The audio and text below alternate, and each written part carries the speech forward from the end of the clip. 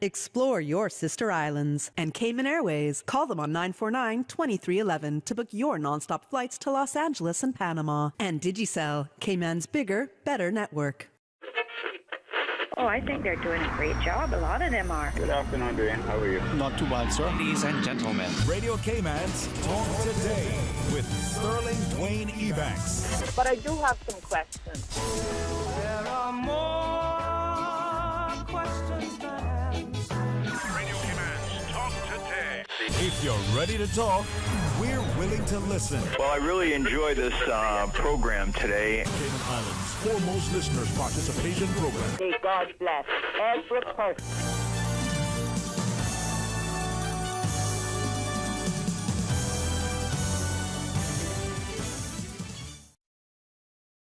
For joining us. I hope that your day with the wonderful rain outside has kept you in play. Well, I got a chance to talk to good friends from Jasmine. So join us after the break. Radio Cayman's Talk Today, the Cayman Islands' foremost listeners participation program.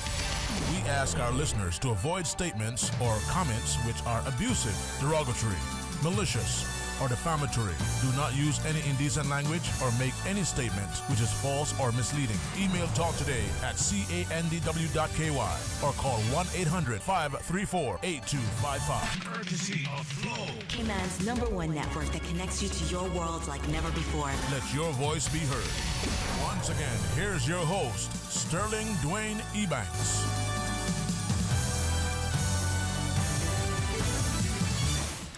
Hey, good afternoon and welcome. And thanks to Ms. Felicia McLean for coming on board. How are you this afternoon? I'm very good. How are you? Even when I wasn't good, I would say I am because I will be. For all those things that aren't as if they were, they told us, right? I agree. We have to. Despite my constant lamenting earlier about the imposition of technology on our lives, I still like the convenience. I just don't want to control. I like it that it's serve us and not, master our domain. But nonetheless, if we work with people, and this is to say that I like the way you, your team, and all your volunteers at Jasmine have a sense of genuine love for people. In those moments where not only we should have it, but sometimes it's very hard because it's challenging, and yet you have it all every day. So thank you all. It's our pleasure. We love trying to make a difference in the people's lives that we're able to touch, for sure.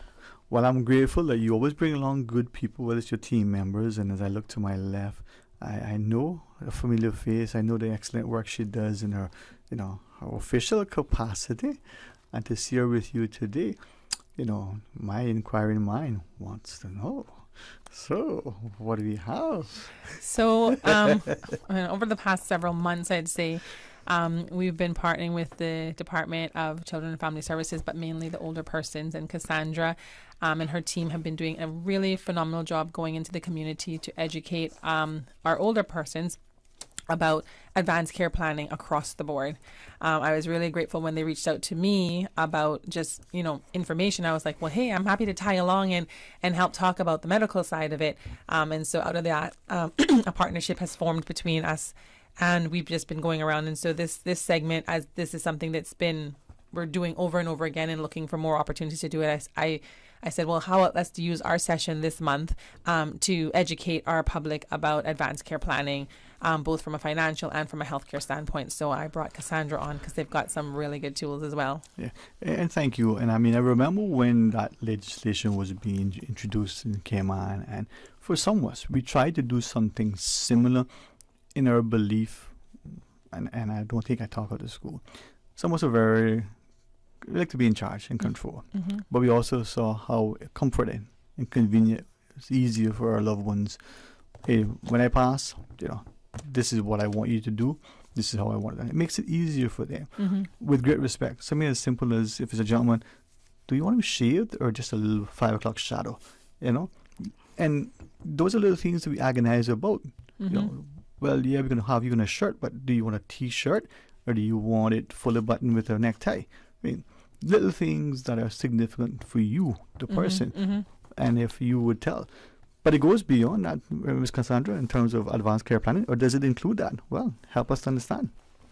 Good afternoon, everyone. So here representing Department of Children and Family Services, the Elderly Services team, and I'm very happy to partner with Jasmine. As Miss Felicia indicated, we've been doing this for a couple months now, and it's something that we want to continue to bring an awareness to the general public, older persons, and persons preparing for aging as well, because we believe at DCFS that advanced care planning is very important to allow the older person to age in a way they want to, but also to have greater control over the care that they receive when they can no longer care for themselves or be able to speak for themselves. And speaking on behalf of the Elderly Services team, which is just a small team, we serve 4 social workers. We serve a population of older persons, and it's very important to us because we have seen the reports that we get where there are a number of cases where if there had been an advanced care plan, it could have helped to alleviate some unnecessary suffering or improve the quality of life of the older person. We've seen older persons living in some poor living conditions or in state of neglect with nobody to administrate their care. And sometimes it's a real struggle for us to be able to find somebody to administrate their care. So if there had been an advanced care plan put in place by the older person, we believe it would have helped to alleviate some of that, as well as certain things like misuse of the older person's funds. You know, if there had been some conversations with their loved ones or perhaps a power of attorney put in place, it could have helped to prevent some of that. And we know older persons, as they're aging, some of the persons are putting away a little something to be able to care for themselves. And then if you don't have anything set up, it could be that the funds get misused. And as you know, we invite you to share with us, thanks to Ms. Felicia for partnering in this particular slot. But we're talking about their health now. If they go to a physician, when they can't speak and act for themselves, but even when we all meet our maker, I mean, these are things that we can play now as to how we would want things to done and in what order. Exactly. I think it goes hand in hand. Anything can happen to any one of us any time. The law actually allows for anyone over the age of 18 to put their wishes in place. And I can guarantee there are very few that fall between the age of maybe 18 and even say 40 that have bothered to even think about putting things in place. And it only makes sense that when you're thinking about healthcare, you also think about finances, because unfortunately we do live in a world where you need insurance to get healthcare. You need funds to pay for home health care in that regards as well. You need things in place, and if you don't put everything in place and you do part of it, you could still fall victim to some abuse or some neglect.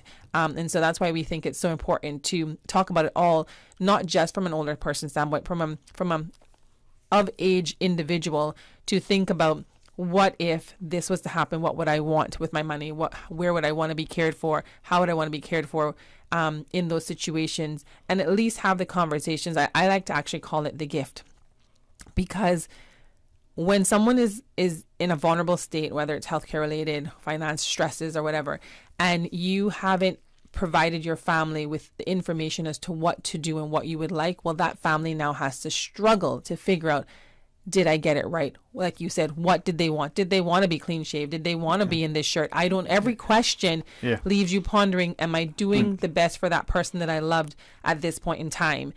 Did they want to be cared for in the Pines? Would they rather have been home? Should we find the money for home health care, or should we put it into the Pines? Like, if you don't talk with your family about it, well, you've lost that gift that you could have given them to help them to care for you the way you want to be cared for, to help you.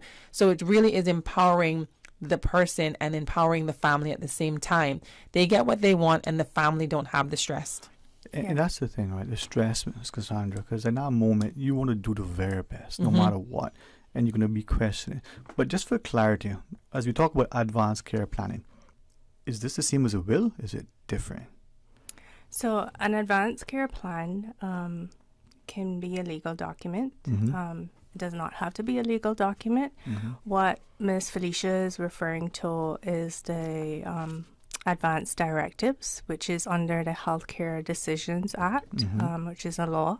And that is a particular document that refers to your medical wishes, what you want in regards to your medical care. At DCFS, we see that situation as well, where older persons don't have anything prepared in regards to somebody there to administrate their care or their medical wishes, but also the additional side, preparing for your assets, your income, what's going to happen about your home, what's going to happen about your pension, perhaps rental income. So we like to talk to persons about how to start this whole process, or get persons thinking about the whole process. The Advanced Directives document now is a detailed document, which I know Felicia will talk about a little bit later. And that refers to your medical care. And that's something that you can also discuss with your doctor. So advanced care planning involves quite a bit. You're looking at your assets, you're looking at your money, you're looking at who you want to decide to be the proxy or perhaps a power of attorney for you, because these are all important decisions. So just getting people to consider this. And, it really, when you talk just now about the stress of it, we've seen situations where families are in deep conflict over not having an advanced care plan because they don't agree on the type of care their older relative should have. Sometimes we sit and we do perhaps a family case conference with the family, and then at times there's still no resolution. Sometimes there's already conflict within the family, and this adds the additional burden to it. Okay. Well, after the break, let's ask more and help you to, maybe help us to understand a little better. All right, please join us right after. How can you make a classic BLT sandwich even better? Well, by adding tuna. The land meets the sea in Subway's new sandwich, the Tuna BLT, available for a limited time. The Tuna BLT is exploding with flavor. Imagine crispy, juicy bacon strips on top of tuna, fresh lettuce, and slices of tomato, topped with your favorite sauce and choice of freshly baked bread. Enjoy the best of both worlds with the Tuna BLT from Subway. Subway, eat fresh. When a storm is approaching, be sure to not only stock up on drinking water, but also non-drinking water. That is, water for cleaning and washing. You can store non-drinking water in clean bathtubs or large, sterile containers. Visit the Water Authority's website, www.waterauthority.ky, or follow us on social media for more hurricane preparedness tips.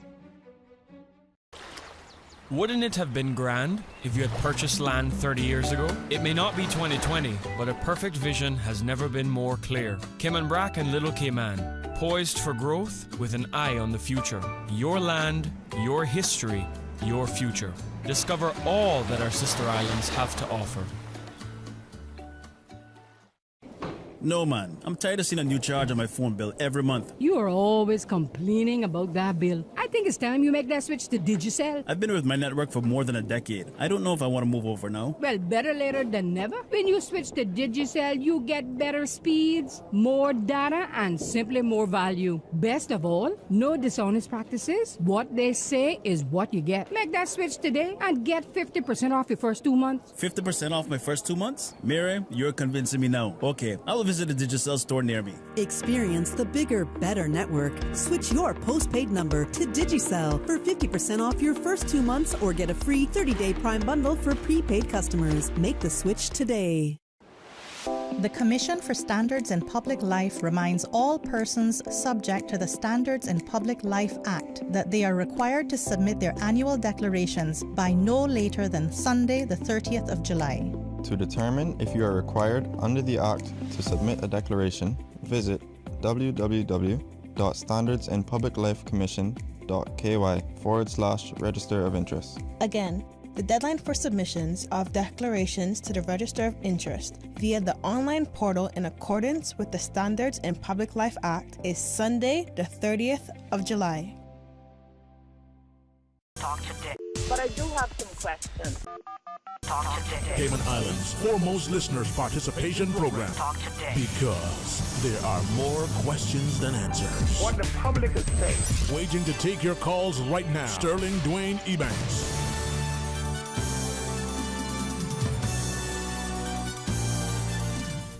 Hey, good afternoon and welcome back. And always grateful to learn, and always grateful for people who are willing to share their knowledge. And thanks to Miss Felicia McLean and for extending invitation to the partnership with DCFS and the service team through Miss Cassandra as we talk about advanced care planning. I mean, that sounds like a lot to say, but you broke it down, so we're getting a picture of it as you were sharing. We're talking about different things, and I wanted to ask, as you continue, maybe help us. A person is in the hospital, may have to go to hospital. Does it also relate to what you want the physicians to do and not to do? If it's not inappropriate to ask, we all watch the one-eye monster, I call this, hanging on the wall behind me here. And the person has signed a DNR in these jurisdictions. I know. Boy, you see the look Miss Susan gave me? JB. I love it. So, but do not resuscitate. Does that also come into display and part of our legislation? In the medical part of it, yes, it does. So it speaks to creating power of attorney to make decisions. It's called an alternate decision maker. In the event that I cannot speak for myself, I have designated this person to be my alternate decision maker. However, it does allow you to state what type of care you want and not want. So if I had a palliative condition, a chronic illness, and something happened, but I was able to, return to some level of quality of life, I would want this, and done. Versus if I have a terminal illness and there's no help for recovery, this is what I would want to have done. Or if I was pregnant, it speaks to that as well, and something went wrong, these are what I would want to have done. I'd want IV fluids. I want aggressive treatment. I don't want any care at all. That DNR. I don't want anything more done. So it does allow the person to express what they would want in different situations, but it allows the alternate decision maker to then enforce it. So if the alternate decision maker has had a conversation with, let's just say myself, and said, well, if it doesn't quite fit into this box, this is kind of what I value as quality of life, or this is kind of what I think I should have happen, then they can execute their ability with the doctor to say, well, this situation is not exactly, they don't exactly have this, they don't exactly have that, but I know from my conversation with them that this is what they would want. The doctor can follow their guidance in that situation. The conversation that we have with DCFS all the time is kind of talking through, how do you pick someone to make that person your alternate decision maker? What are you looking for in the qualities? Who do you share it with once you've picked that person? All of those things are covered in the educational talks that we do, trying to talk people through the process. But yes, it does deal with that big question, the DNR, or I want everything done, whatever that may be. Yeah, I don't want to belabor it. I certainly don't want to inflame and frighten people. But a couple of quick questions. In relation to, say, the alternate decision maker, does that have to be your spouse, your partner, or can you designate somebody else? You can designate anyone that you choose that says, yes, they're willing to be it. They do have to agree to be it. They are signing on the document with them, and it is then approved by their doctor. Right. So this one doesn't actually need a lawyer. It's a legal document once the patient, the alternate decision maker, the doctor, and the witness have signed the document. Okay, and that leads into my other question, but for us, as sort of a supplementary, Madam Speaker, would it be then that come on, we gotta have a little bit of justice, is heavy stuff. Would it be then that alternate decision maker would rank in preference to, say, the spouse, the legal partner, whichever, right? Whoever, yeah. And that's who the doctors are going to listen to. And in wills, we understand that there's a protocol. I So know these are separate from wills. You still need your separate will to deal with your assets and all that. This is strictly going to deal with just the medical aspect in regards to that. So in reference to wills, certainly your lawyers can tell you, but my understanding, if you're a beneficiary, you can't sign the will and benefit. That may have changed. But in this instance, following the protocols, as you shared, the person signs, the alternate decision maker signs, the witness signs. That stands as a point in the alternate decision making, even though that person is a signatory. So unlike a will, that if you are a participant to the will, you may not necessarily benefit from it.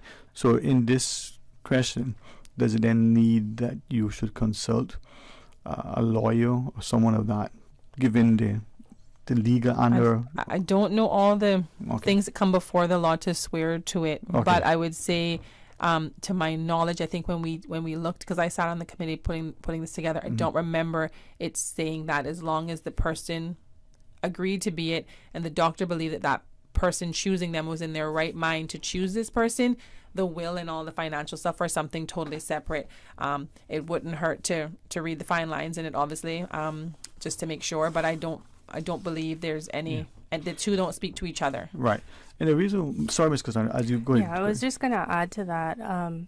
In preparing advanced care planning, persons can consider power of attorney, and that then would cover your assets, your finances. So if persons, after doing the advanced directives form, which is based only for your medical or healthcare decisions, then you also want to consider doing a power of attorney to have somebody appointed to act on your behalf for your finances or your assets. And you asked a question just now, who can it be? Some persons don't have family. They don't have family living on island, so they might want to consider a loved one, a trusted individual, to be appointed their power of attorney or be appointed their proxy. And how you start this whole process is really, we tell people to start considering questions, considering who would be that person to make healthcare decisions for you. What if you lost your independence and you couldn't live alone? What would happen to you? What if you had a serious illness or an accident and you can't speak for yourself? Then what would happen to you? Do you know the cost of getting a caregiver? Do you want to go into residential care? So you start considering certain questions. You start considering who perhaps you could ask to be a proxy. And then once you've done that, we ask persons to sit down, talk with the loved ones, with your trusted individuals, and talk to them about your wishes.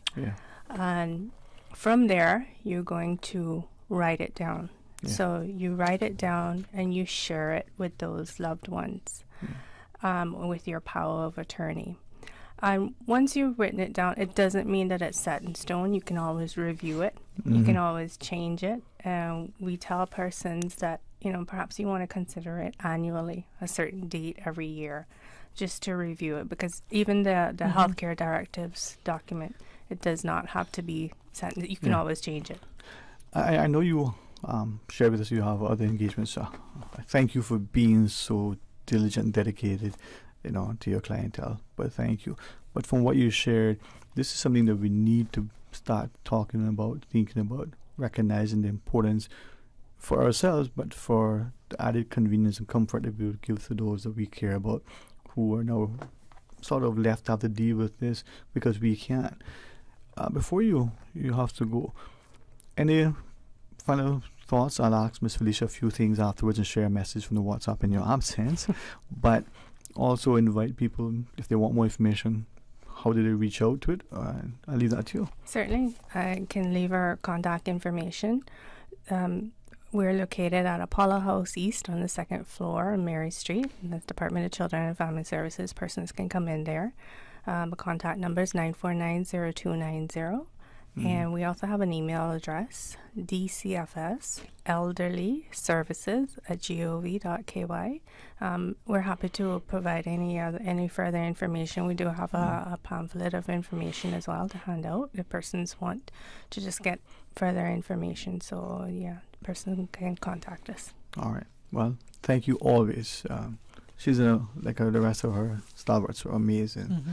And promise Miss Felicia to allow Miss Cassandra to exit. We'll just quickly pause when we come back. Share with you a bit. Yep. No definitely. singing today. All right. No singing. All right. No Ansley. Join us after the break. CUC Advisory. Customers are advised of a scheduled outage on Wednesday, July 26 between 9 a.m. and 4 p.m. for Eastland Drive, Will Jackson Drive, and sections of John McClain Drive in East End. For more information, please contact CUC's customer service team at 949-5200 or email service@cuc.ky.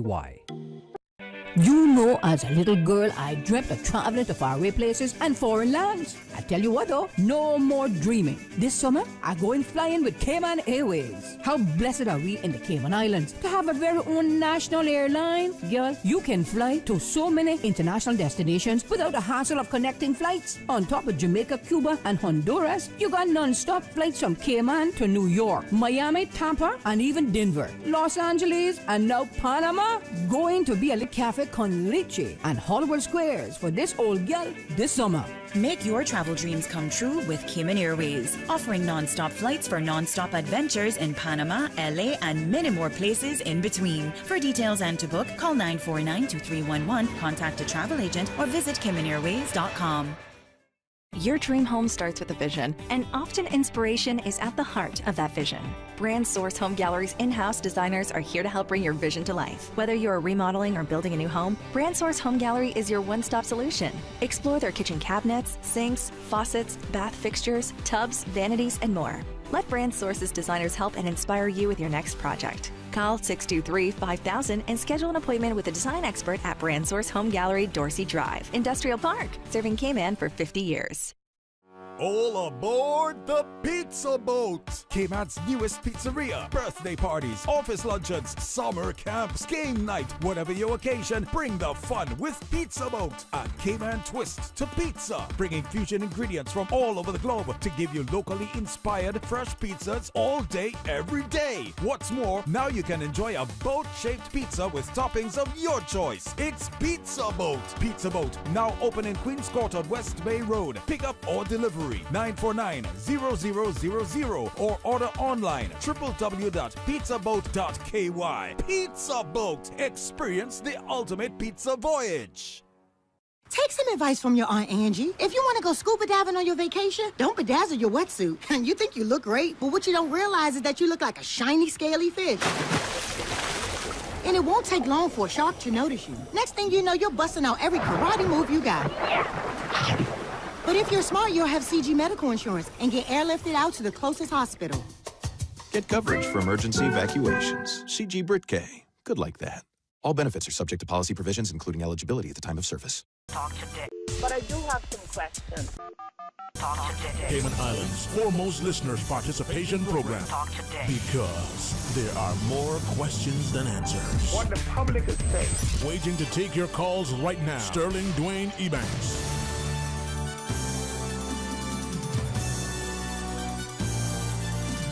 Hey, good afternoon. Welcome back. And as we speak to the issue of advanced, care planning, I thank Ms. Cassandra from DCFS, the Elder Services team, for joining us, and to Ms. Felicia McLean over at Jasmine for, including her in our segment, but certainly inviting her to that partnership. I was listening to Ms. Cassandra and sharing with you, and I recognize that many of us, these are difficult topics. We know we need to do it. We need to do our wills. We want to do this. We should buy a cemetery plot. We all these things, but we don't want to. Maybe, as I shared with you earlier, we got that superstition. Boy, if I do that, this can happen. Or it's just difficult. But what do I say? With respect, that expectant mother, God forbid something happens, she's going to want everything done for her child. Right? And so she might say, listen, I don't care about me. You just make sure you save the baby. Right? But then the doting partner is going, I want them both. I want them both.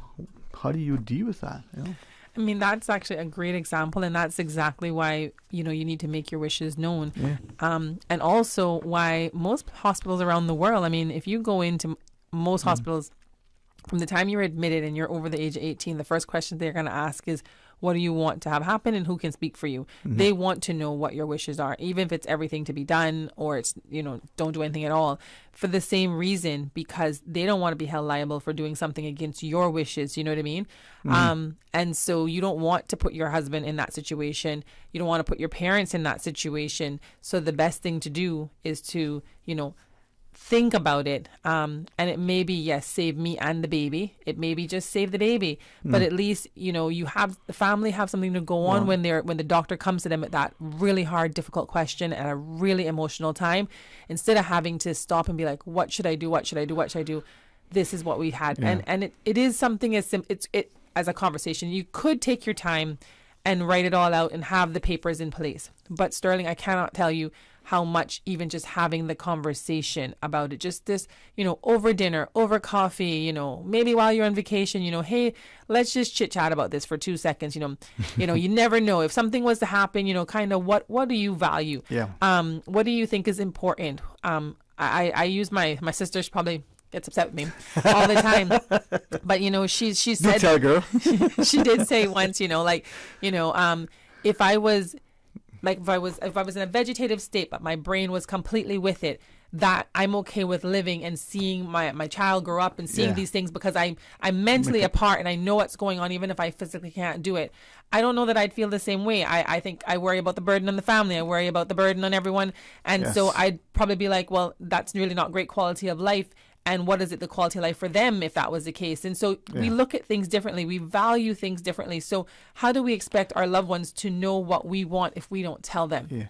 And I appreciate you sharing that, because there are times when even the best of us who may think we're not emotive, we get emotional at that stage. So maybe having this, what's the person called? The alternate decision maker, an ADM. I'm sure it's going to be. Who is somewhat dispassionate, can be expected to be a little bit more objective and impartial at that instance. Still got compassion, and we all have them in our families, right? They cry silently, but they're always expected, to. So that could be the person who says this, and respect and reflect that that's going to be a heavier burden on that individual. I mean, I've said to my sisters, when it happens, I want to be buried in shoes, right? I want my kids on. And don't buy a new pair. Clean up the pair that I wear because they're comfortable. I may have to run somewhere, right? I want a pair of nice, comfortable slacks, Yeah. I know the shirt that I want and so on.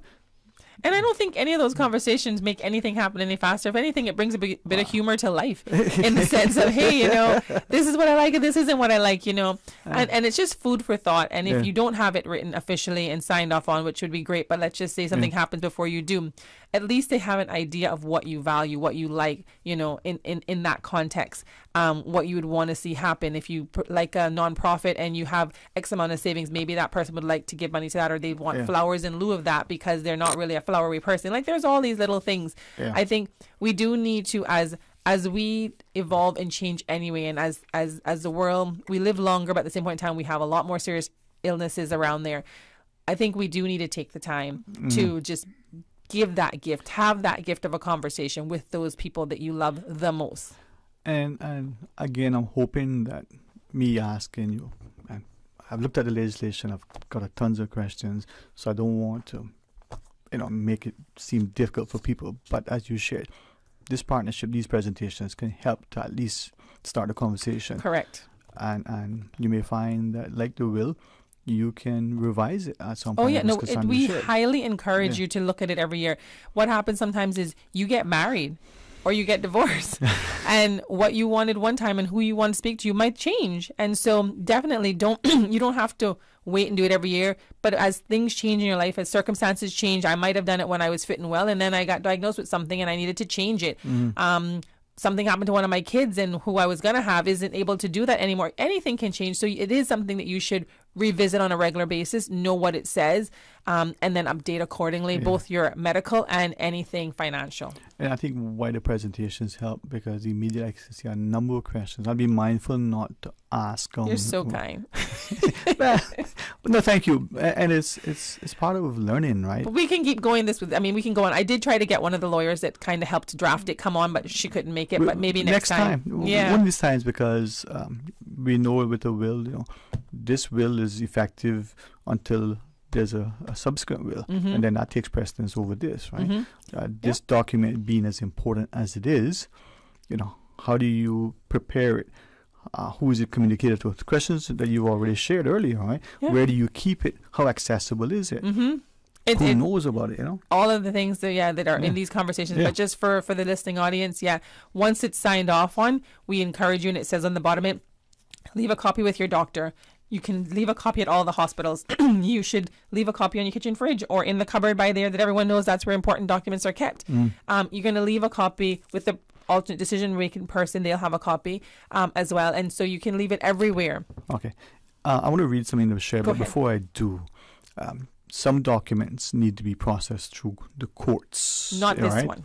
And yeah, not this one. This particular one for healthcare is legally binding once those 4 people have signed off on it, and the doctor being the last person. The doctor is the one that's going to say this person is mentally sound to have chosen this person to be their alternate decision maker. And this would be your primary care physician for the alternate decision maker. Yes. Right.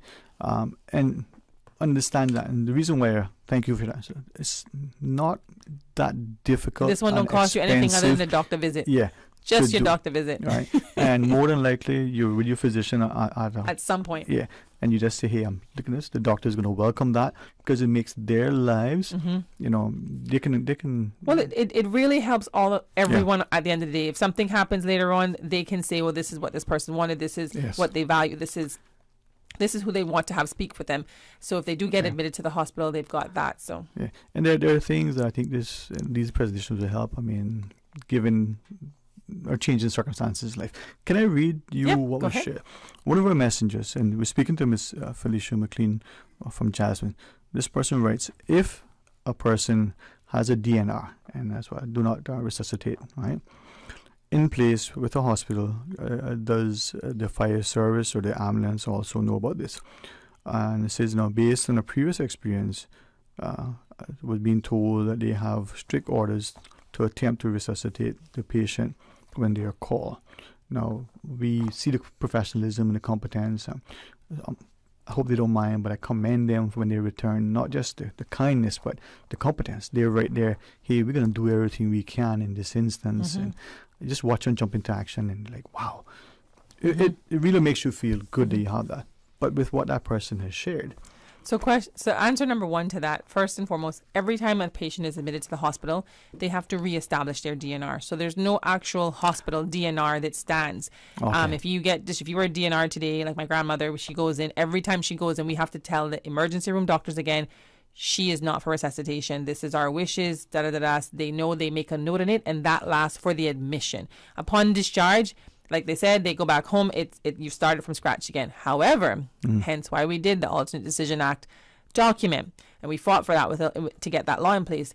If that is signed and in there it says this person has this medical condition and they're not for resuscitation based on that, because like I said, their wishes are also known. It doesn't just say I'm letting so and so speak to me, but in the event that this is the case, this is my wishes. I don't want this done or I don't want that done. That is signed off with the doctor. That stays with you in the home. That goes with you to the hospital. So when the ambulance crew does show up at your door, you can show them that. They can call into the local hospital, the ambulance support. They can check and they can say, yes, this person, this is valid. We know that that's the case. We have it on their file. We see it. And also you have the document in hand to give to the ambulance crew saying this is the case. They may decide to call the hospital. They may decide to call that primary physician doctor to say, you know, is this an expected death? Is this, you know, this is something, whatever, but that would stand illegally to let them know that this person is not for resuscitation. The question there lies in why was the ambulance called? Yeah. Well, you see, this is where perhaps sometimes so that's why it gets confusing. You know, you get in the moment, the ambulance is called, they're coming out to resuscitate because you've called, you asked for emergency help. If it's an expected death and nothing, then there's that question. But and it's the emotion as well, right? But it's also almost automatic response. You know, your crying child. It can and can't be. I mean, you can't really use a crying child because they wouldn't have that advanced care planning. But let's just say the elderly, when the parent picked up the crying child, you automatically go to the child and, hey, Susie, are you okay? Right? Yeah. So it's almost an innate response. And then that just leads us right back into, if you have Jasmine involved, we would have hopefully done our job well and prepared you for what could happen, so that in the event that something like that happened, you knew what to do, what the right course of action was to do in an expected death or in a case where there's a chronic illness or a terminal illness that then the patient has chosen not for resuscitation, that could happen. But like I said, that would have been signed off with the doctor. They'd have that proved. They would have a copy at the hospital, and they'd have a copy with their doctors and one at home. There's listener message back and says it was in the case of a passing. So, you know. Right. So with Jasmine patients, they don't have to call 911 at all. When Jasmine attends a death, it's an expected death, and it happens differently. So yet again, we encourage people when they have their loved ones who are aging and failing and they've decided they don't want resuscitation, please do reach out to Jasmine. Your death experience would be much different if you have us involved. It's interesting. I mean, to speak, and I recognize the time to family and friends, and it's an extended illness. They understand what's transpiring, and to see the dignity, if I can say it in that way, being surrounded with that love and that compassion. Yes, you're hurting. Yes, you're gonna feel the loss, but you're giving that person that dignity. Yeah. For sure. And there are situations where that is completely called for, and so that's where Jasmine falls in. You have a chronic or a terminal illness, let us come partner with you, let us guide you through the stages that are going to come, and let us help you. Now, we do the palliative as well, but we do hospice end-of-life care very well, and that allows the family members to sit with their loved ones during the passing and even after the passing for as long as they want until the funeral home comes to collect the body. Yeah. Ms. Felicia, I always appreciate you and, the team coming on board and helping us to navigate. We know, the road ahead. We just don't know when, and we just don't know how. Having love, support helps. Yeah, for sure. I just want to say thank you to the person that posed the question. I think I am sorry for their loss, and I can completely understand why that would happen. I'm hoping that his example or her example will help guide future people to know what to do, getting Jasmine involved, navigating that situation, not letting that happen, so that people can have a better death. Yeah. Thank you so much. My pleasure. Thank you. Please enjoy the rest of the week. In fact, the next 1,000 years, enjoy it all. Good health. Amen. For us all. Let's pause, and when we come back, we invite you to rejoin us. Stay tuned. Today's biggest news. Radio Cayman. Your voice, your choice. Local, regional, international. This is Headlines from Radio Cayman's newsroom. Today's biggest news. The headline news is brought to you by Health Services Authority. With your latest headlines, I'm Felicia Rankin-Solins. The National Roads Authority urges residents and visitors to take care on the roads this hurricane season. With the potential for severe weather conditions and increased hazards on the road from June 1st till November 30th, NRA is committed to promoting awareness and providing guidance to ensure the safety of all road users. In international news, U.S. lawmakers hear first-hand accounts of UFO sightings from former members of the military.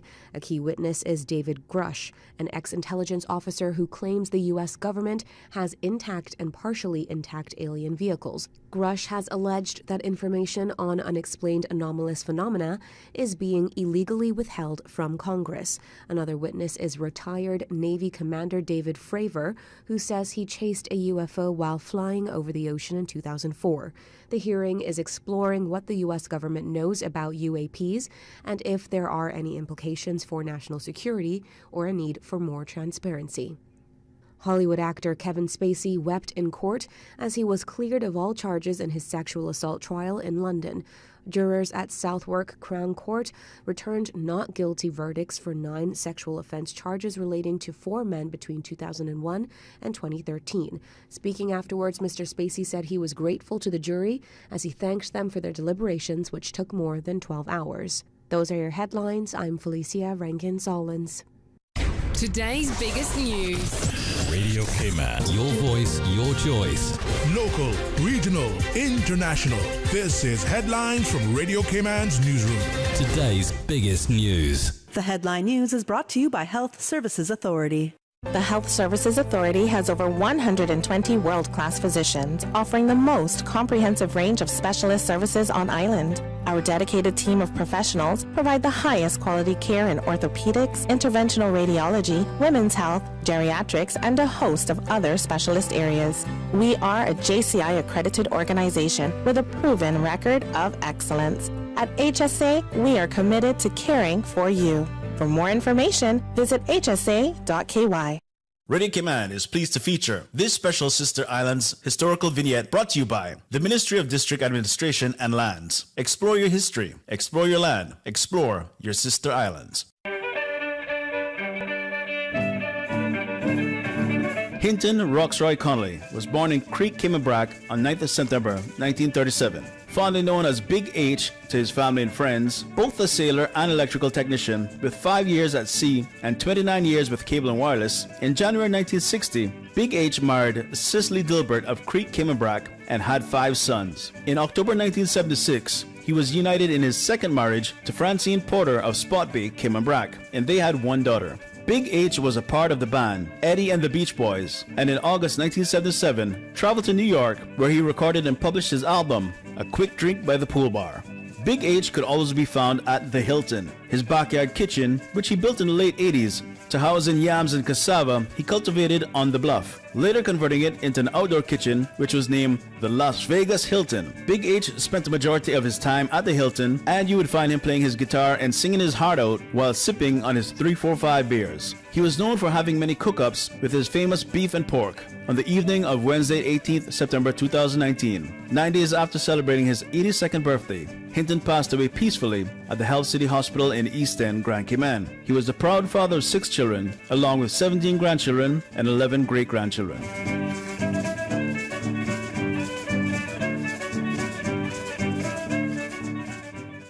Radio Cayman is pleased to feature this special Sister Islands historical vignette brought to you by the Ministry of District Administration and Lands. Explore your history, explore your land, explore your Sister Islands. Talk today. But I do have some questions. Talk today. Cayman Islands' foremost listeners participation program. Talk today. Because there are more questions than answers. What the public is saying. Waiting to take your calls right now. Sterling Dwayne Ebanks.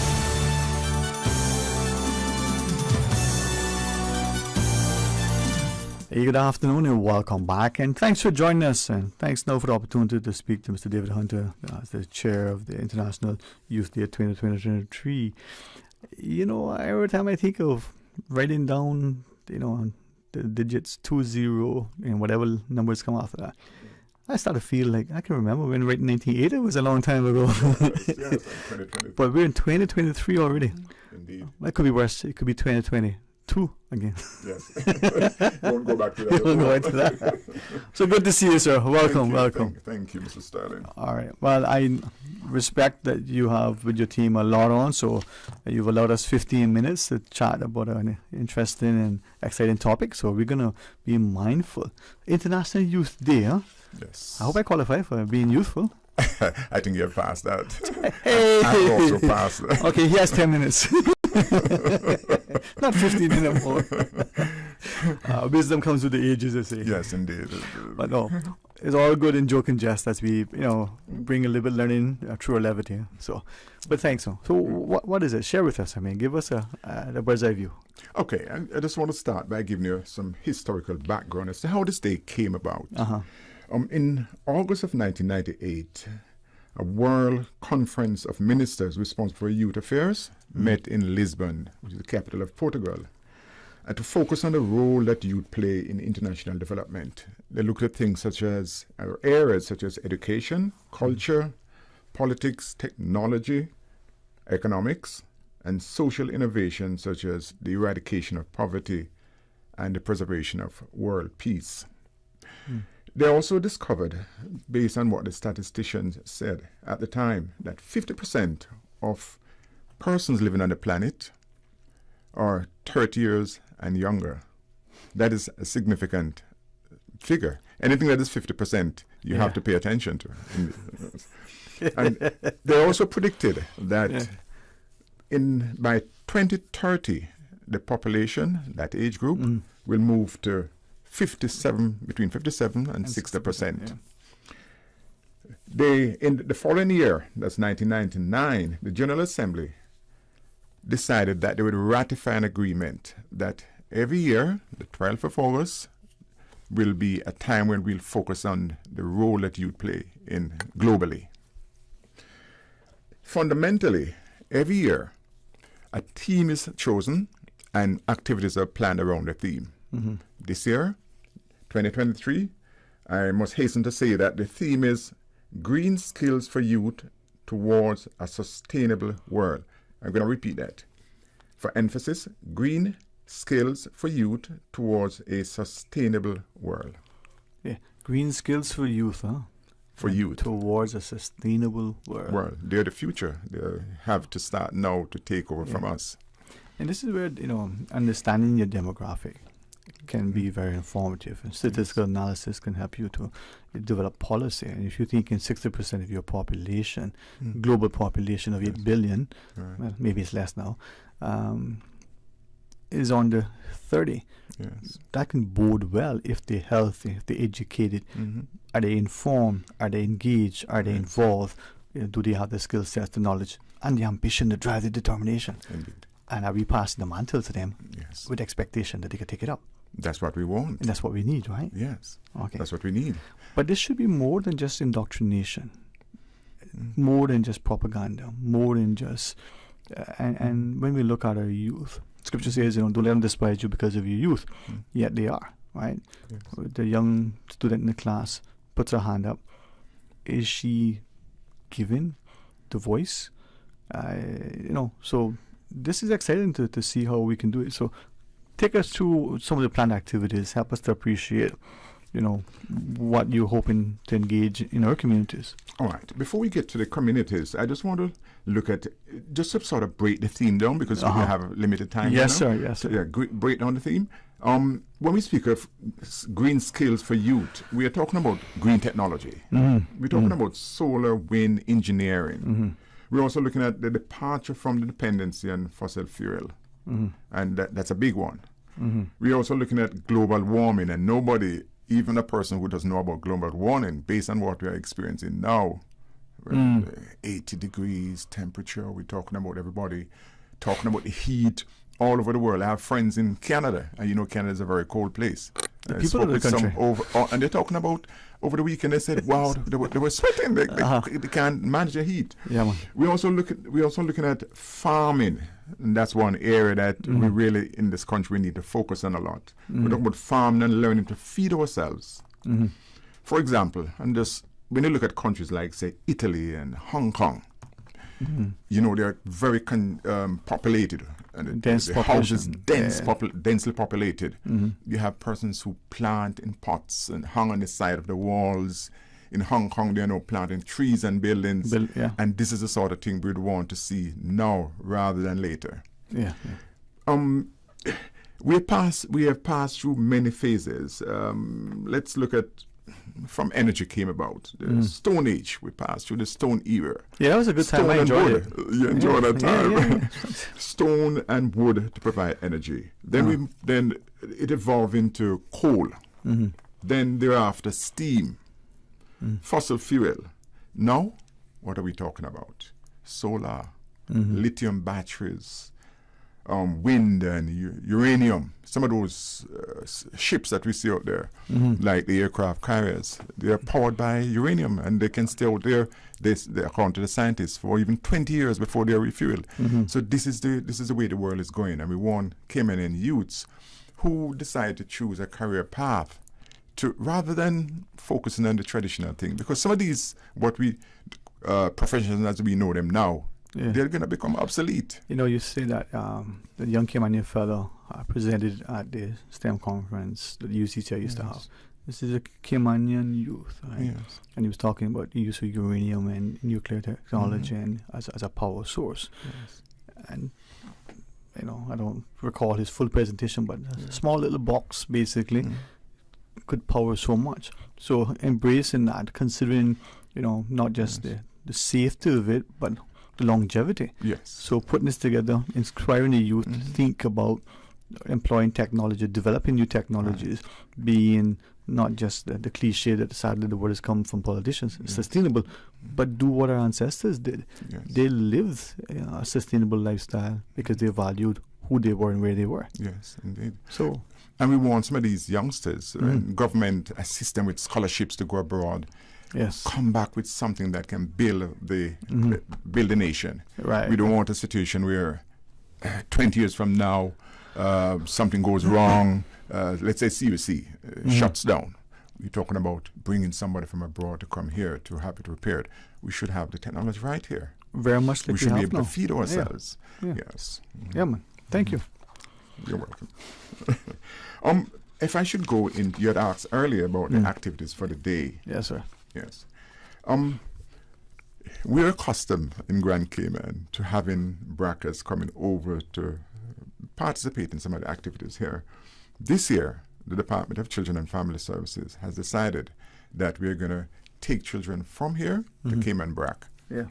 I must point out that DART Enterprise has been very instrumental from the very beginning, from the outset, to be on board with us. We have, I think that, you might have heard that there's a very lovely attraction in Cayman Brac. Maybe a little bit of advertisement for them. The La Ciol Dior. We understand they're going green technology, and they are the main persons who are with us this year. And so we'll be taking some of our children there. We'll spend the greater part of the day on their farm to see how farming is done, that the youngsters can learn about green farming.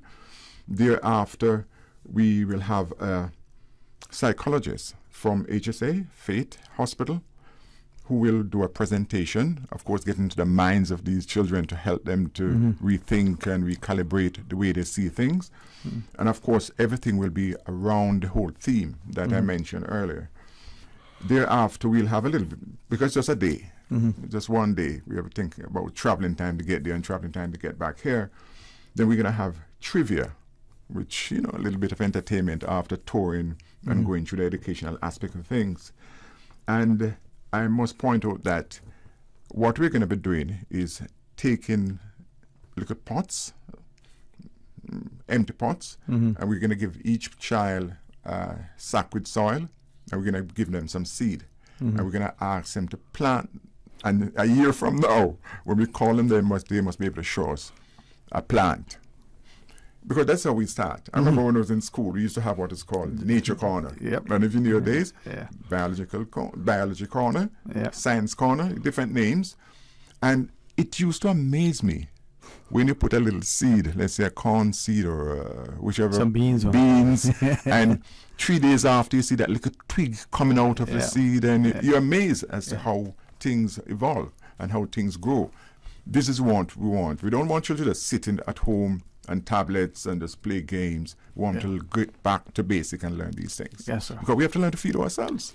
Well, especially now when we're seeing increasing pressures on farmers sometimes to cut back, I suppose, to the subsidies they were given to complement what they did when we're questioning the impact of farming globally. Yet they're growing hunger. So if a nation looks at its food security, it is national security. It is indeed. And we also want, not because, some persons might be living in rented premises, but it doesn't prevent you from planting something.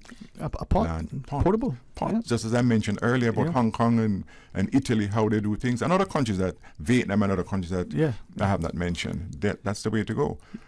And by so doing, we are also saving on the importation of food from all over the world. I mean, if you don't mind, as you shared, we look at Cricket Square, what Mr. Flowers and his group are doing there.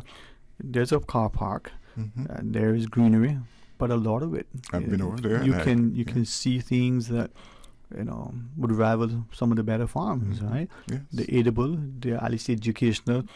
Hopefully, they're inspirational. So we look at it, and as we go by, maybe we'll take a page from that, and instead of planting some imported plant that has no value, a nice Plant mango food. tree or a little sucker tree could go a long way. Yes. He has an example to follow. Let's have some tree or papaya or something that you can eat later. With pumpkin wine. Yeah, peppers. Peppers. Peppers are good. Yes. Rather than importing those peppers, you save the foreign exchange here and use it to do something else. Mr. David, makes good sense. So these activities, now you said it's the 12th, right? But go ahead. I'm monitoring your time. I'll give you more than 10 minutes. That's all right. So we just want to sensitize persons about the activities that we have for this day. Yes, sir. We know that International Youth Day has not gathered the traction like Child Month and Teachers Day and Father's Day and Mother's Day. But we want for persons, by hearing this program now, will learn about what the day is about, and the focus is on youth, the significance that youth play in this world, not just here, globally. Well, I'm going to share James Jumbo Miles over at the Youth Services Unit, when from time just like you're doing, have taken over many youth to the back to participate in many different activities, and as celebrating International Youth Day, I commend them to understand the importance of youth involvement and not just be in the future, but impacted by the today. Yes. So we're building on partnerships. We have the groundwork. We just need to embrace it, right? We just need to embrace it, and for the youth to come on board with us. Yes, sir. You know, not everyone going to come on board, but if we have, as I said, 50% here, 50% come on board or even more, yes, we have a better future, better nation. One by one, each one bring one. Yes, All yes. right. We don't expect everybody going to be on board, but we want as many as possible. Right. Well, we appreciate this, man. We certainly want to not only speak to the presentation and the promotion, but even after, some of the things that you've done in anticipation of maybe next year, but also a review of what has transpired. So publicly, the invitation is there. Later on in the year, it could be a month from now, it could be 6 weeks, it could be 2 months. As your schedule allows, keep revisiting the discussion. Yeah. Well, we're going to have Mr. Calvin Duncan, who will be here next week to bring some more emphasis. But the activities on the 12th, right? So after that, it's on the 12th. Yeah. But unfortunately, we're not going to travel over on the 12th because it's a weekend. Yeah. And we know how it is with the plane. We couldn't get a jet with so many persons because persons travel from BRAC. So we couldn't get all the seats that we really wanted. Sometimes so that's why we're going in a week. Yeah, in midweek. Makes sense. Yes. But yes, sir. I just want a chance to use this opportunity to thank some of the sponsors because we're not doing it alone. I just want to publicly thank Mr. Dominic Ross from DART. He has been on board from the very beginning. He has passed me on to Mr. Alam Badrul in Cayman BRAC, and he's going to take it from there to assist us on the day. They're helping us with food and with free food, which is good, and a tour of the facilities there. Wonderful facility. I understand that facility is a gem. Yeah. And persons who have not gone there, but have seen pictures. I would encourage persons who go. It's like going to Orlando. You don't go to Orlando and don't go to Disney World. If you go to the BRAC, go and see that attraction. Also, want to thank the Rotary Club of Grand Cayman. Through its past president, yes, through its past president, and it's the past president, Carol Da Costa, and Mr. Edwards, who is one of the current directors. They are also on board with us to assist. I also would like to thank Miss Paula Ferguson of Scotiabank. Through Scotiabank, that establishment, is on board with us as well. And the guest speaker that day, who is Mrs. Mayer, from HSA Faith Hospital. She's a psychologist. So we should thank all these persons publicly for being in partnership with us. Thank you, Mr. Hunter. Not just for what you're doing, but for coming and sharing with us. Always a pleasure, sir. It is a pleasure being here as well. Please, looking forward to having Mr. Duncan next week. But honestly, accept the invitation later on. Maybe when the school year starts, to come back and tell us how it went. Yes. And we can get a chance to revisit, but to remind our people and to look with a sense of expectation to next year. I look forward to sharing. Right. All right, we're going to pause. We'll take the break. And when we come back, there'll be some open line. Let me see if I can get Susan to join with me. Stay tuned for Talk Today. They say variety is the spice of life. And that's why at Subway, we are introducing the new Boneless Hot Sub. Say what? The premium sub brings new ingredients like spicy breaded boneless chicken, French's crispy fried onions, and buffalo wing sauce, bringing a zesty and flavorful experience with every bite. Add some of your favorite veggies, cheese, and ranch sauce of your choice of freshly baked bread for the ultimate boneless hot sub. For a little spice in your life, try the new boneless hot sub from Subway. So good and tasty. And make it a meal with a drink and chips or cookies. Subway. Eat fresh. Hey, is your phone slow, overheating, and dropping important calls? Don't fret.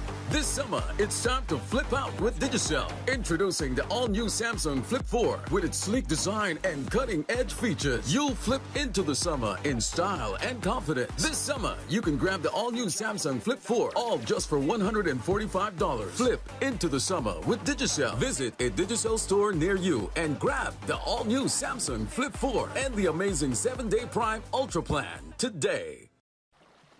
Explore your history. Explore your land. Explore your sister islands, the ultimate staycation experience. Your culture, your freedom, the land that time forgot isn't gone. It's your sister islands. Discover all that our sister islands have to offer. Are you tired of waiting in long lines at the pharmacy just to fill a prescription? If what, child, let me tell you. Well, now you can save time and money with ValueMed's online prescription service. Visit ValueMed's new website, valrx.com, and click the Refill Subscriptions button. Fill in your information and choose your preferred pickup location. Or email your prescription refills for ValueMed Walkers Road at rx-wr@valrx.com, and for ValueMed in Boddentown, email rx-bt at valrx.com. Say goodbye to the hassle of waiting in lines and hello to the convenience of online prescriptions with ValueMed Pharmacy. Visit valrx.com to place your orders today. You know, as a little girl, I dreamt of traveling to faraway places and foreign lands. I tell you what though, no more dreaming. This summer, I go in flying with Cayman Airways. How blessed are we in the Cayman Islands to have a very own national airline? Girl, you can fly to so many international destinations without the hassle of connecting flights. On top of Jamaica, Cuba, and Honduras, you got non-stop flights from Cayman to New York, Miami, Tampa, and even Denver, Los Angeles, and now Panama. Going to be a little cafe con leche and Hollywood Squares for this old gal this summer. Make your travel dreams come true with Cayman Airways, offering non-stop flights for non-stop adventures in Panama, LA, and many more places in between. For details and to book, call 949-2311, contact a travel agent, or visit CaymanAirways.com. Remember to discard all fresh fruits and vegetables, meats, all foods in canisters, dented, leaking, or rusting cans after they have come in contact with floodwater. Also discard foods that are stored in cardboard boxes, paper foil, cellophane, and cloth, as well as those in open containers and packages. For more post-hurricane food safety tips, visit DAH website at www.gov.ky/DAH.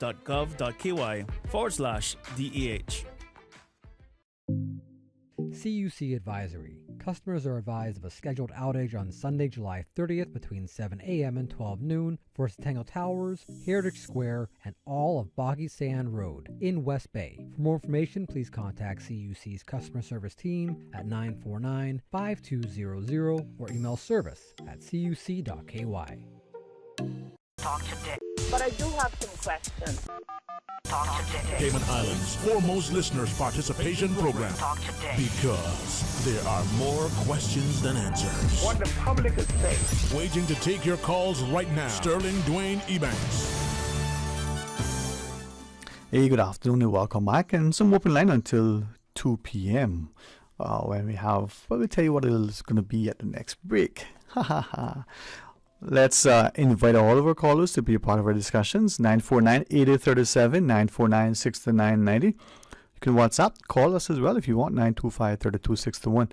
Well, let's take this call. Hey, welcome, good afternoon, thanks for calling. Hi, Sterling. Oh, a familiar voice that is as friendly and wonderful as ever. How are you? Good. So I got opportunity to talk until 2 o'clock. Listen, I would certainly listen to you. So you talk until, you say, nah, I'll finish with it. Well, I hope you're having a good day. Beautiful rain, thank God for it. Yes, thank God indeed. Yeah, it's well needed. Darling, the U.S. visa that you have to go to Jamaica to get, when we have a U.S. consulate here in Ireland, right? We have, a consul office, not an embassy, yeah. And I don't know what that's fully used for, but I seem to remember, I think when my daughter had lost her passport, I think that's where she probably went to get hers back up and running. So I had to apply for a new one. Mm-hmm. But we got a consul here for the U.S. consulate. Mm-hmm. And every time that we here need a visa in Cayman, have to go to Jamaica. And we're not taking Jamaica. You need to understand that when somebody is referenced or making a complaint, they're not kicking against the fact of the country itself, unless you come back in details, say, I'm fighting against Jamaica or, Right. So I don't know how old you have to be able to travel still to Jamaica to get a visa.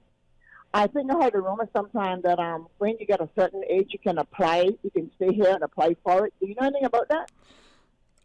There is... No, I don't know the specifics, but... Okay, leave it alone. Yeah, over a certain age, then you're okay. Under a certain age, and then I heard something that if your visa is expired within less than X years... I mean, I can find out, but I don't know offhand. Yeah, so we got people up in the 70s going to Jamaica to look for a visa. Okay? Now, they have to purchase a ticket, and probably their one is traveling with them a ticket.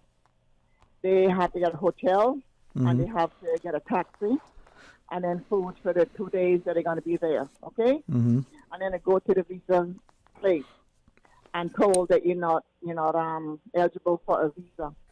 Now look at how many hundreds of dollars that individual put into that to go to Jamaica for a visa and come back without a visa to the Cayman Islands. And you want to tell me that somebody's not looking into that to say, well, you know something? We need to see what we can do to get this visa office back in the Cayman Islands. Apparently, everybody seems to be pretty comfortable with it. Past, present, and future government is okay with it. It's giving Jamaica revenue and America revenue because, you know, they get their money from Jamaica when people come there to get a visa. It's the cost, but it's also, as you shared, the inconvenience as well. Okay, the time off work, school, and what have you. Okay. What have you. And then depending on the age too, they're 75, going to Jamaica to look for a visa, walking with a stick or pushing a wheelchair. I mean, it's not really fair because they probably still have to go overseas for medical and all that kind of good stuff. You understand?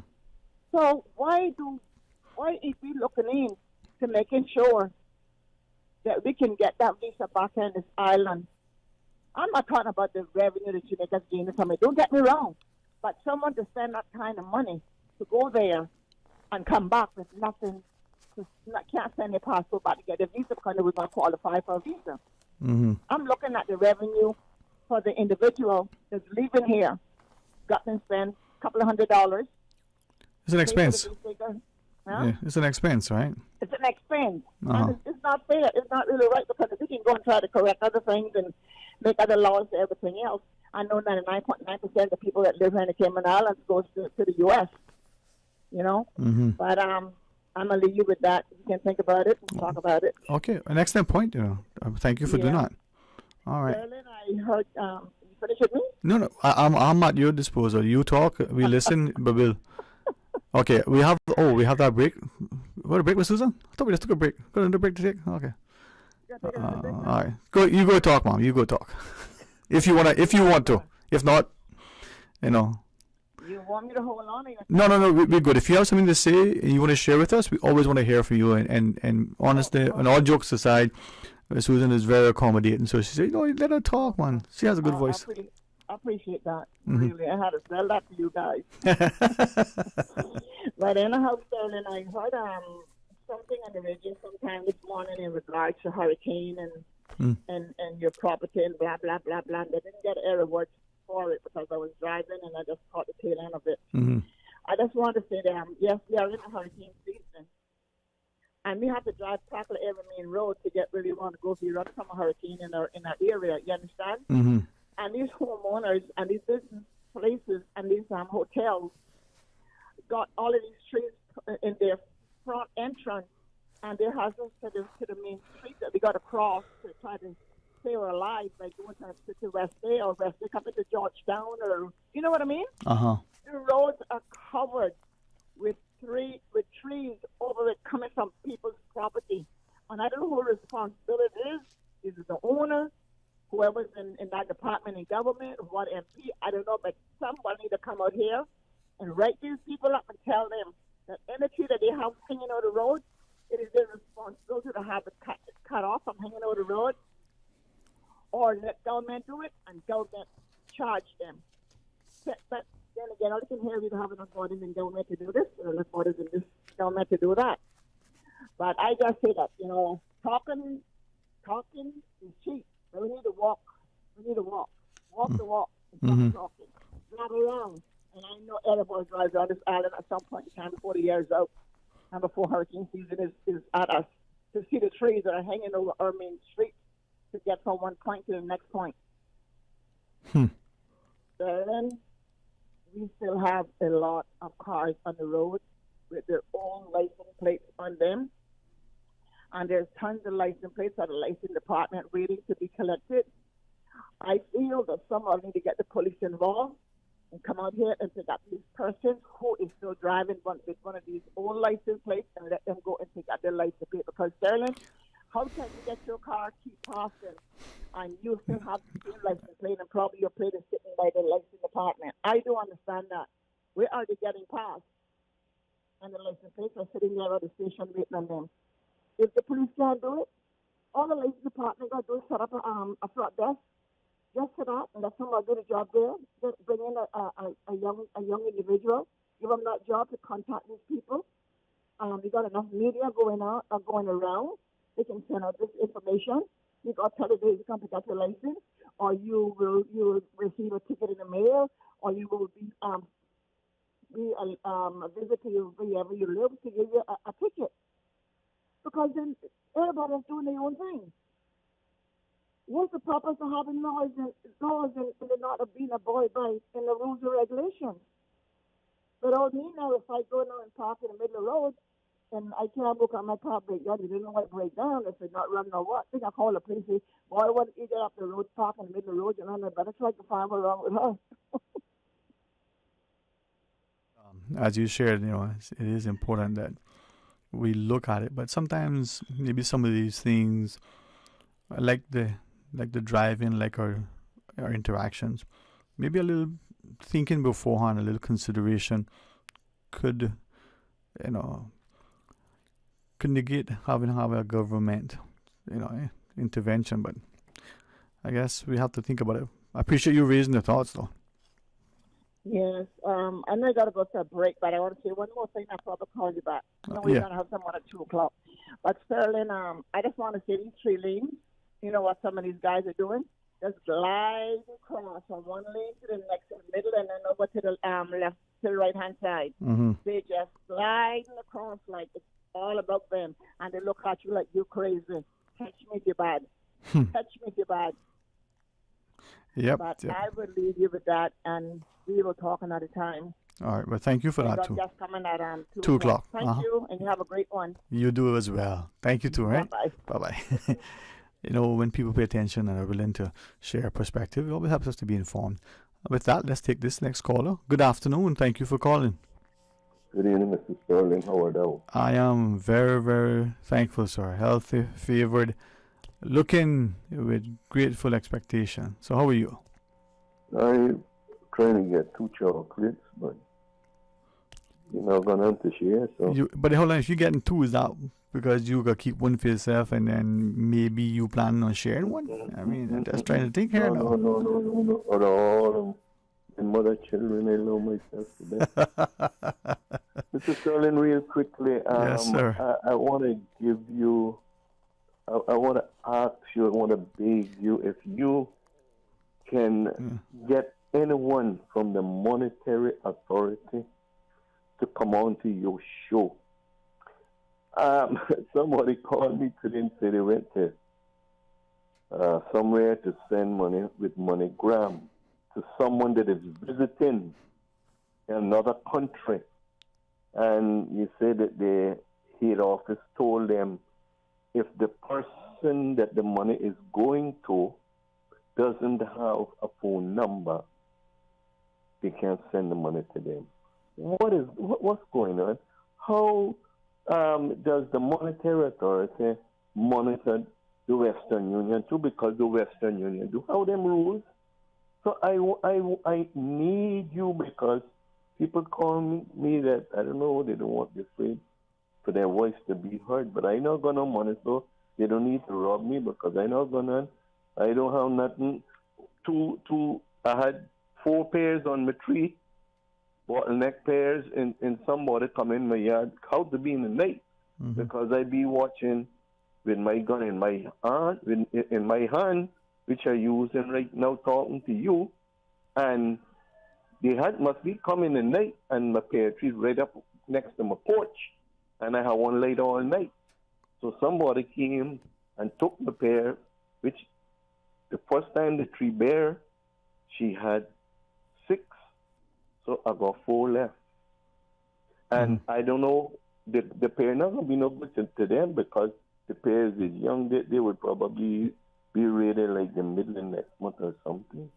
But, you know, I don't know what's going on in this island and what's going to happen in the sense because it's getting worse and worse because when I was planting that little pear tree, I was looking for somebody to help me to dig the hole, but I don't find nobody.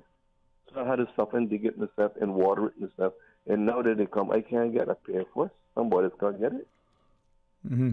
But that's just what I wanted to say about that. But Mr. Sterling, can you, sir, ask somebody to come up on the monetary authority and explain to us what is going on with this people sending money overseas and stuff like that. Mr. Sterling, suppose now you go Miami and you're not going to phone somebody send you some money. What does a phone have to do with you collecting the money? I got phone, I send it to you, I got phone. But you going on vacation, you leave your phone. And they said they couldn't send the money to the person. You imagine? What stupidness. I don't understand what's going on. Maybe you could enlighten me, sir, and tell me. Well, as you're sharing individuals messaging, and trying to get from them a perspective on it, but agreeing with you that sometimes maybe we're not making it necessarily more convenient, nor are we trying to reduce the incidence of criminal activity. Perhaps we're just being, as this person says, more intrusive into it. So we'll see, man. But I appreciate your sentiments and perhaps the growing concern. But maybe we as a people have become so compliant that we don't realize that we're complicit in the complacency where people now are finding themselves ever increasingly subjected to a greater control. So appreciate what you shared, sir. Mr. Sterling, the person is in need of the funds and they can't get because they don't have no phone number. What does that have to do? What does that have to do with the person? All that person on the next end got to do is show their ID or their passport that that's the same person. I don't understand. And nobody's saying anything. The monetary and the person was told from the MoneyGram office that's the rule from the monetary authority. That's what the person said that they told him. This law, these requirements is from the monetary authority in the Cayman Islands.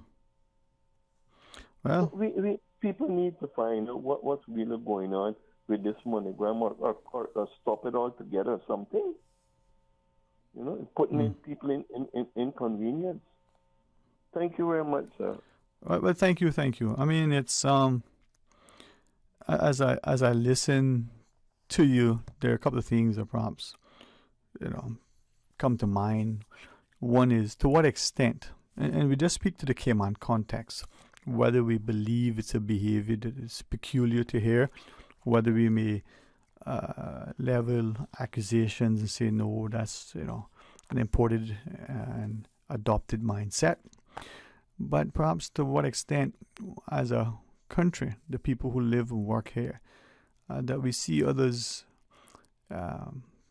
whether it's the fruit trees in their yards, maybe we would even borrow, quote unquote, borrow their cars if they were left unattended, not just for a joyride, but perhaps to get from point A to point B.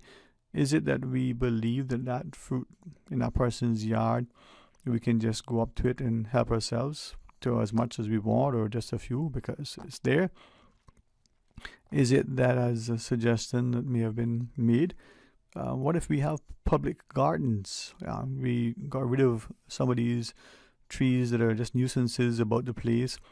Could they help to encourage the birds, the butterflies, and even feeding the iguanas? But without it making it unsafe near roadways, If we had it, papaws and mango and guava and, a couple of sticks of cassava, could we share that? Or would it be like, like many things? Somebody will come and take care of everything even though they don't need it, just to keep others from getting it. Well, let's take this call. Hey, welcome. Good afternoon. Thanks for calling. Hello. Yeah, Mr. Hey, how are you? Good to hear from you, man. I caught you in your sparking ideas. Hey, how you doing, man? Good, man. I'm feeling the heat, but still making it. All changing, come bless me. Yeah. So what a person was calling about the global global news. Mm-hmm.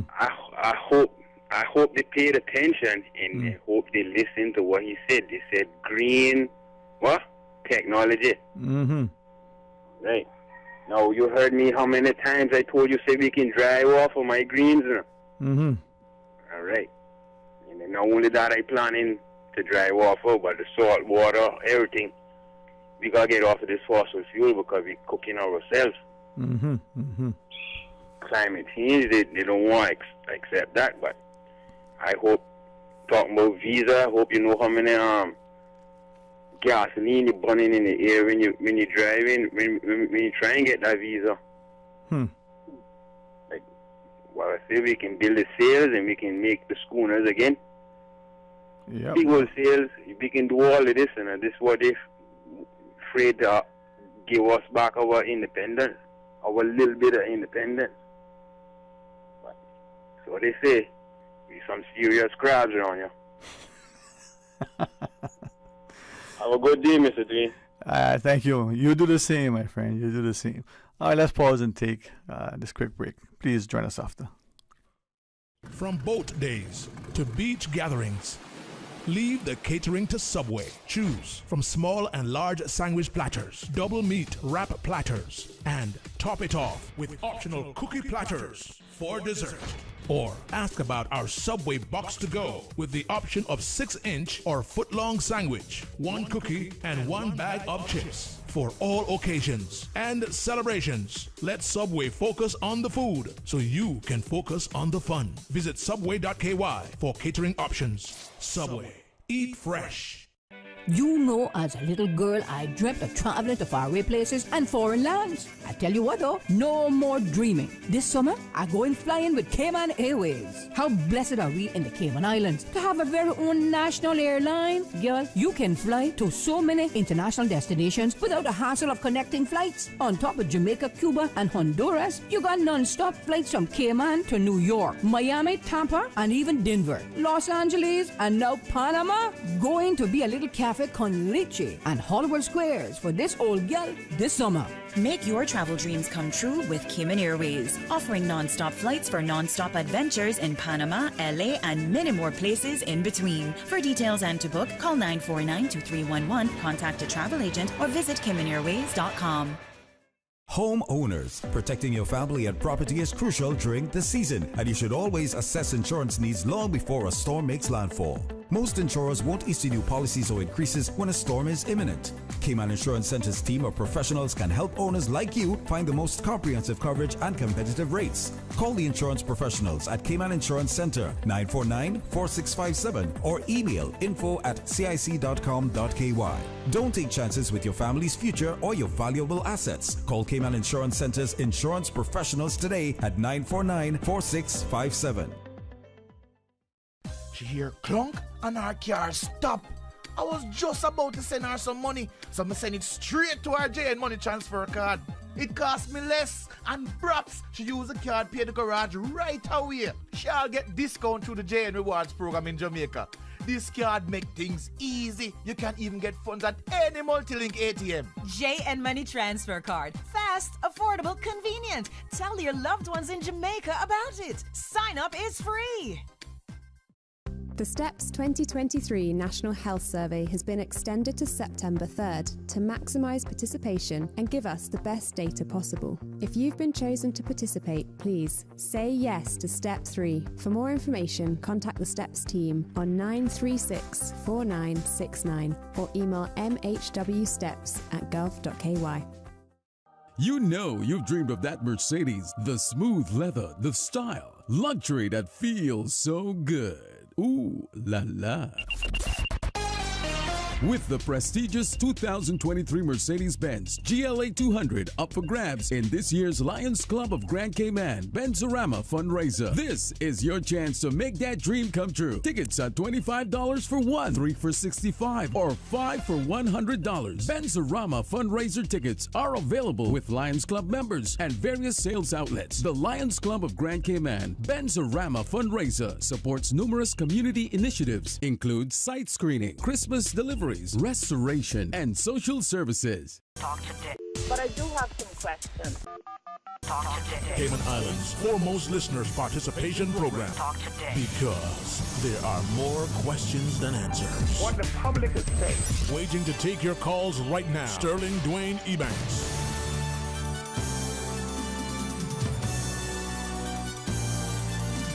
Hey, good afternoon and welcome back.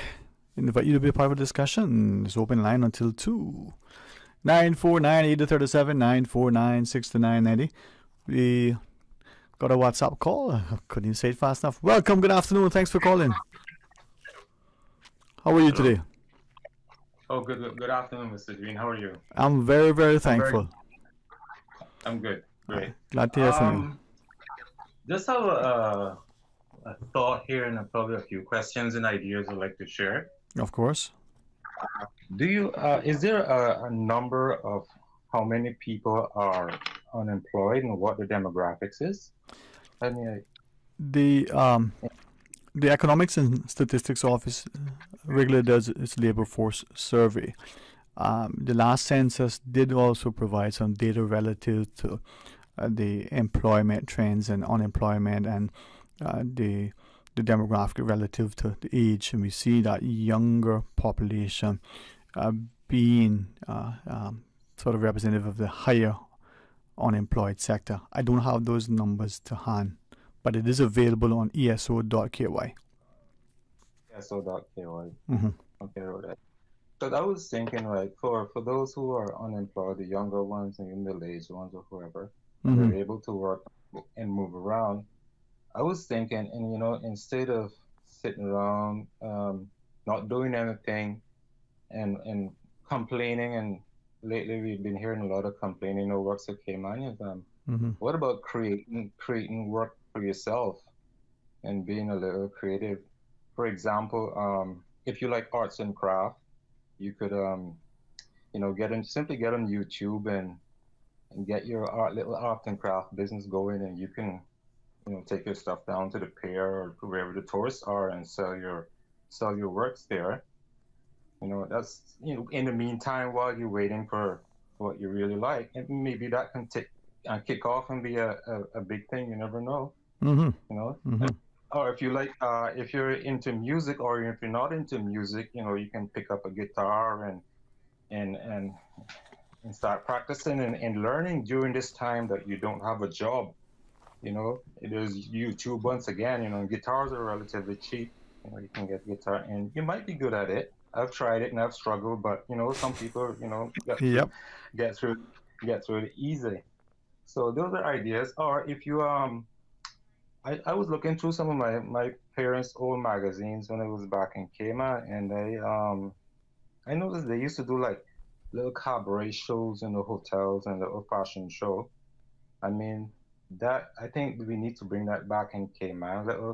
You can get your little group together. This is another idea. You can have like a Cayman night at each hotel, maybe like a 20-minute performance, and on the weekends, and you can move from hotel to hotel. That could garner you some income in the meantime, Or if you can sing, you can write a letter to the hotels and say, I'm a singer. I like to come and perform free and for starters, and that can kick something off too, Just throwing out ideas instead of just sitting around not doing anything and complaining. So, or if you're into fashions, I know there's a few fashion designers in Cayman now. You can do those 15-minute, 10-minute fashion shows at the hotels on the weekend. Have your little business card, your little flyer. Maybe one of the tourists are into fashion too, and can link you up with something overseas, and it takes off from there. So you gotta start thinking what you can do for yourself, and be creative with it, and see, it might get you somewhere in the meantime, you know. And with today's technology, you know, it's a little bit easier, Mm-hmm. a little bit easier. So I mean, get on it, and if whoever's listening, get on it, start thinking creative, create a small little business for yourself, and in the meantime, until whatever pops up, Yeah. you know, you can. Certainly, I appreciate you inviting people, you know, to consider, you know, to explore options, and not necessarily sit and let, you know, something fall in their lap, you know. Yes, yeah, exactly. Step out of your comfort zone. You know, recently I know we lost. We have one musician that is with cancer now. They're doing a fundraiser for him, and before him, we have lost 3 Caymanian musicians. We will need more musicians. So if you're a singer, if you're an average singer, or you like to sing, you know, this is a good time to get practicing, because they're not going to be here forever, and you're young or middle age or whatever. And you can get little gigs in the hotels, or if there's a delegation coming down to the Cayman Islands to have a conference or something, and the government might need some local performers, you know, they can draw on you, and things would take off there from you, for you. So even if you have a small dance group, you could get your group together, nice costumes, professionally organized, nice music. None of that. Why not business, cultural music that represents Cayman, and put your flyer out there, put it in the government building, put it in the hotels, write a little letter to the hotel manager. I don't know what the atmosphere is now there in Cayman, and say, hey, you know, here's our little cabaret set up. We'll give you we'll do some free performances, and see if the guests like it, and so on and so forth. You can mix there. You can mix and mingle with the guests, and things can take off if you want. If permitted, you can put out your little tip basket and probably get some nice tips too. You know, you never know how things will take off. So I would encourage young people, especially, be creative, get on the internet, you know, get on the YouTube, get practicing, get going. Here in the UK, on Sunday evenings, I'm on the top floor of a building, and on Sunday evenings, it's beautiful. You hear a piano in the distance. Some child or someone is practicing on the piano. You hear a trombone, or you hear a guitar, and the wind just takes it, and it's a beautiful sound. They're practicing on especially on Sundays. You can hear you hear all the mistakes and the stops and starts. And so, you walking across the house, and you can hear someone practicing on the piano in that house. And sometimes you stop and listen and say, oh, good, you know. So get with it, okay, man. Don't just sit around and wait for the almighty cruise ship to pull up on the shore. Yeah, those are idea. I have another crazy idea. If you have any calls, go right ahead, man. Go right ahead. Okay. Not at all crazy, man. This is the craziest one of all now. I've been listening to some of the seaman documentaries and the shipbuilding history in Cayman, and I said, I wonder if we can get a little cruise ship that could work between Grand Cayman and Cayman Brac, a little mini cruise ship that could work between Grand Cayman, built in the Cayman Islands by Caymanians. Number one, it would create jobs by building the ship, and it would get, you know, there's some Grand Caymanians who've never been to the Brac yet. I've only been 3 times. I would like to go some more, but you could get this little mini cruise ship going between Grand Cayman and Cayman Brac, and creating income, creating jobs, and creating some movements among Caymanians. And I know something like that would probably cost some millions, but you know, I heard one of the documentaries where a ship was built from another ship that had run another ground. So I mean, if they could do that back in those days with today's technology and all this artificial intelligence and all this 3D stuff, I'm sure with all the unemployed Caymanian men, young men, strong young men, I'm sure we probably can all get together if the funding is there and build a little Cayman made cruise ship. I mean, it would be nice to make it a replica of the Goldfield or one of the other ones. I was trying to think, and I don't remember what part of Canada, but they done something similar. And they, of course, those older vessels, like any boat, any yacht, requires have a maintenance, right? But it certainly helps a lot to preserve the heritage and the history. But as you were sharing that, some thoughts immediately flooded in my mind. You could not only celebrate the history and the heritage, not only promote a maritime, if he doesn't mind, I commend, Mr. Joel Walton as the head of, of what's probably one of the longest established authorities, over in the shipping registry, right? And to seeing that history and to understanding, as you shared, how many ships were built here in a short order. I mean, that speaks to the craftsmanship. But maybe as a people, if we have that, that could do a lot, not just for the tourism product, but it could do a lot to inculcate into its people a respect and appreciation, but also, a reminder of who we are and what we are, and instill that discipline, that comes with seamanship and the like. Could extend the offerings of our Coast Guard. It could appreciate the importance of maritime safety, of our border protection. It's a good idea, man. I appreciate you giving us that perspective. All right. Just gonna have people sitting on the boat going from Grand Cayman to Cayman or Little Cayman. You will have you have a little restaurant, you have a little shop on it. So you're gonna need cooks, you're gonna need cleaners, you're gonna need engineers. So more jobs are created for Caymanians on a Caymanian-made boat. So it just I probably have to win the lottery for it. If I win the lotto, I'll do it. Yeah, man. Well, you know what? Some investors out there who claim that they built the Cayman Islands. Now, this is a good way to invest. This is a good way to earn your citizenship now. Okay, man. So, I'll just have to say though, reiterate, don't sit around and whine and cry waiting for the almighty the banking or the cruise ship to come in. Get up and try something creative and start a little business and do something in the meantime. And another thought I meant to say too is I got the tail end of Aunt Soke and Ezekiel. I mean, we're the Caymanian comedians, those could do well as a tourist product also. Aunt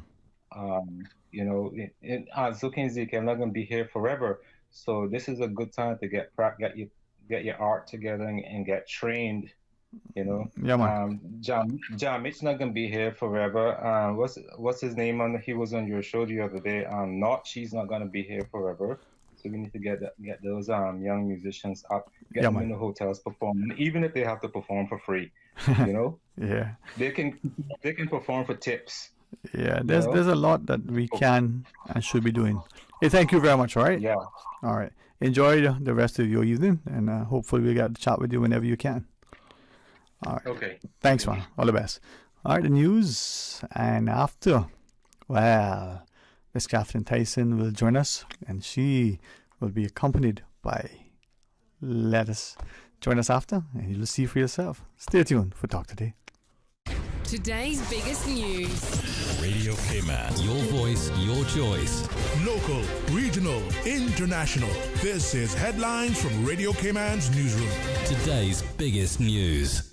With your latest headlines, I'm Felicia Rankin-Solins. Offreg has issued a determination to its information and communications technology sector licensees as part of its ongoing efforts to enhance consumer protections in the utilities sector. The new rules for reporting on outages require them to provide enhanced reports to the regulator following an unplanned outage, and to also provide advance notice to all customers of any planned outage. In international news, Irish singer and activist Sinead O'Connor has died at the age of 56. She was best known for her single Nothing Compares to You, released in 1990, which went on to hit #1 around the world. The singer, who was outspoken in her social and political views, brought out 10 studio albums in all. A fire on a cargo ship carrying almost 3,000 cars off the coast of the Dutch island of Ameland has left one sailor dead and 22 other crew members hurt. Some of the crew leapt 100 feet into the sea to escape the blaze. A Dutch Coast Guard spokesman said the fire was probably caused by one of 25 electric vehicles on board the ship. A major salvage operation is in full swing in the North Sea, and rescue teams fear the fire could continue to burn for days. These are your headlines. I'm Felicia Rankin-Zollins. Today's biggest news. Radio Cayman. Your voice, your choice. Local, regional, international. This is Headlines from Radio Cayman's newsroom. Today's biggest news.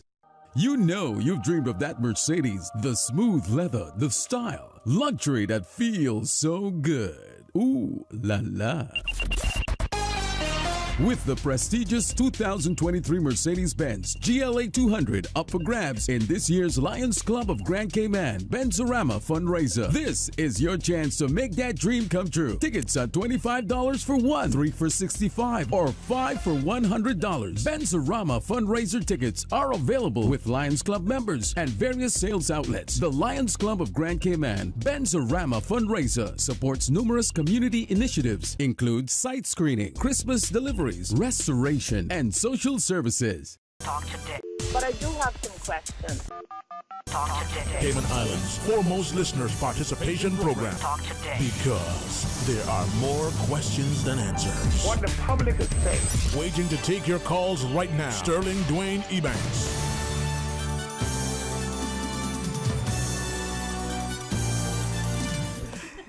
Hey, good afternoon and welcome. Man, if I wasn't in a great mood before, I am now. You hear that laughter? That genuine love that we have for this country and its people. Well, joining us, we'll do it through the official chaperone, Miss Catherine Tyson. Good afternoon. How are you, ma'am? I'm great, Tyson Sewell. We started already. Next thing you know, she'll tell me she'll want pot of meat on crackers. Well, I haven't had that in a while. You see? I'm hungry too. Where is it? See what I tell you? Okay, I'll arrange that. Ray Banker, bring us some pot of meat. Watch to see if you don't appear. You got 5 minutes, my friend. Gosh, that reminds me of when I was a child. We seriously had pot of meat. You actually you have a long... I wasn't even born then. Remember why that long time? Nah, just kidding. No, but pot of meat was good, huh? Yeah, it was something. Well, we don't know what it was. It was good. Oh, in this hurricane season, so thanks for reminding us. You know, if you haven't put that in your staple. Right. Don't. I'm just kidding. Too much sodium. Or don't, right. Yeah. No, but no. Hi, Sterling. How are you? I'm great, man. I'm great. We've come to close off your afternoon. The capstone. It's like, you know, the graduate program. This is the final course. This is the capstone. Yeah. And you brought, as always, you know, wonderful. I call them participants, and maybe it's contestants the right word, but participants. Well, you tell me which is better, because they're such a camaraderie, a friendship. Yeah, they're competing, but they're lifelong friends. Luck. They're competing. But I think we just say we have our 5 queens. Let's just call it that. Thank you. And I'm the queen mother. Queen bee. I don't know what that would make me. Well, at least I don't know either.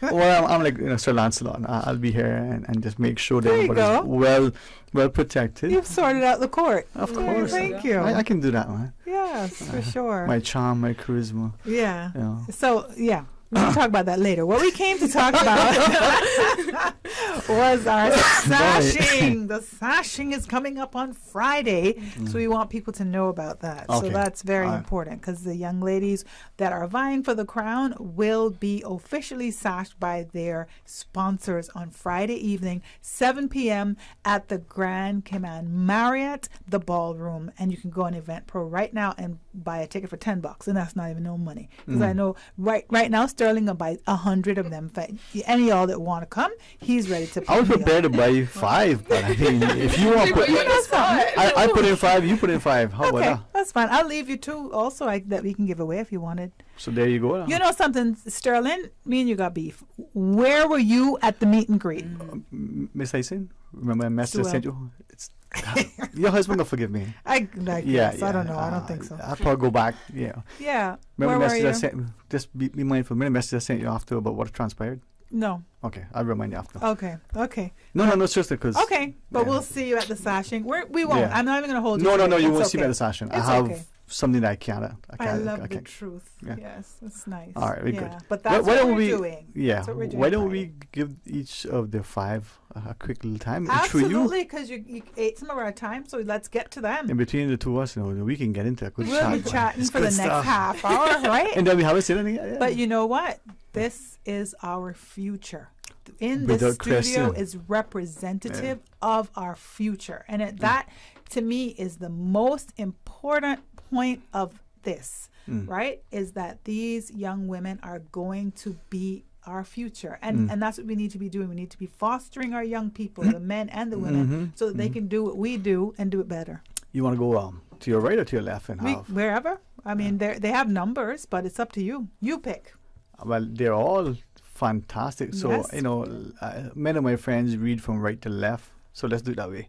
Let's go counterclockwise. Well, we don't want people to think that you're choosing a West Bay person, so maybe we'll go left. We're going right to left. I'm in charge.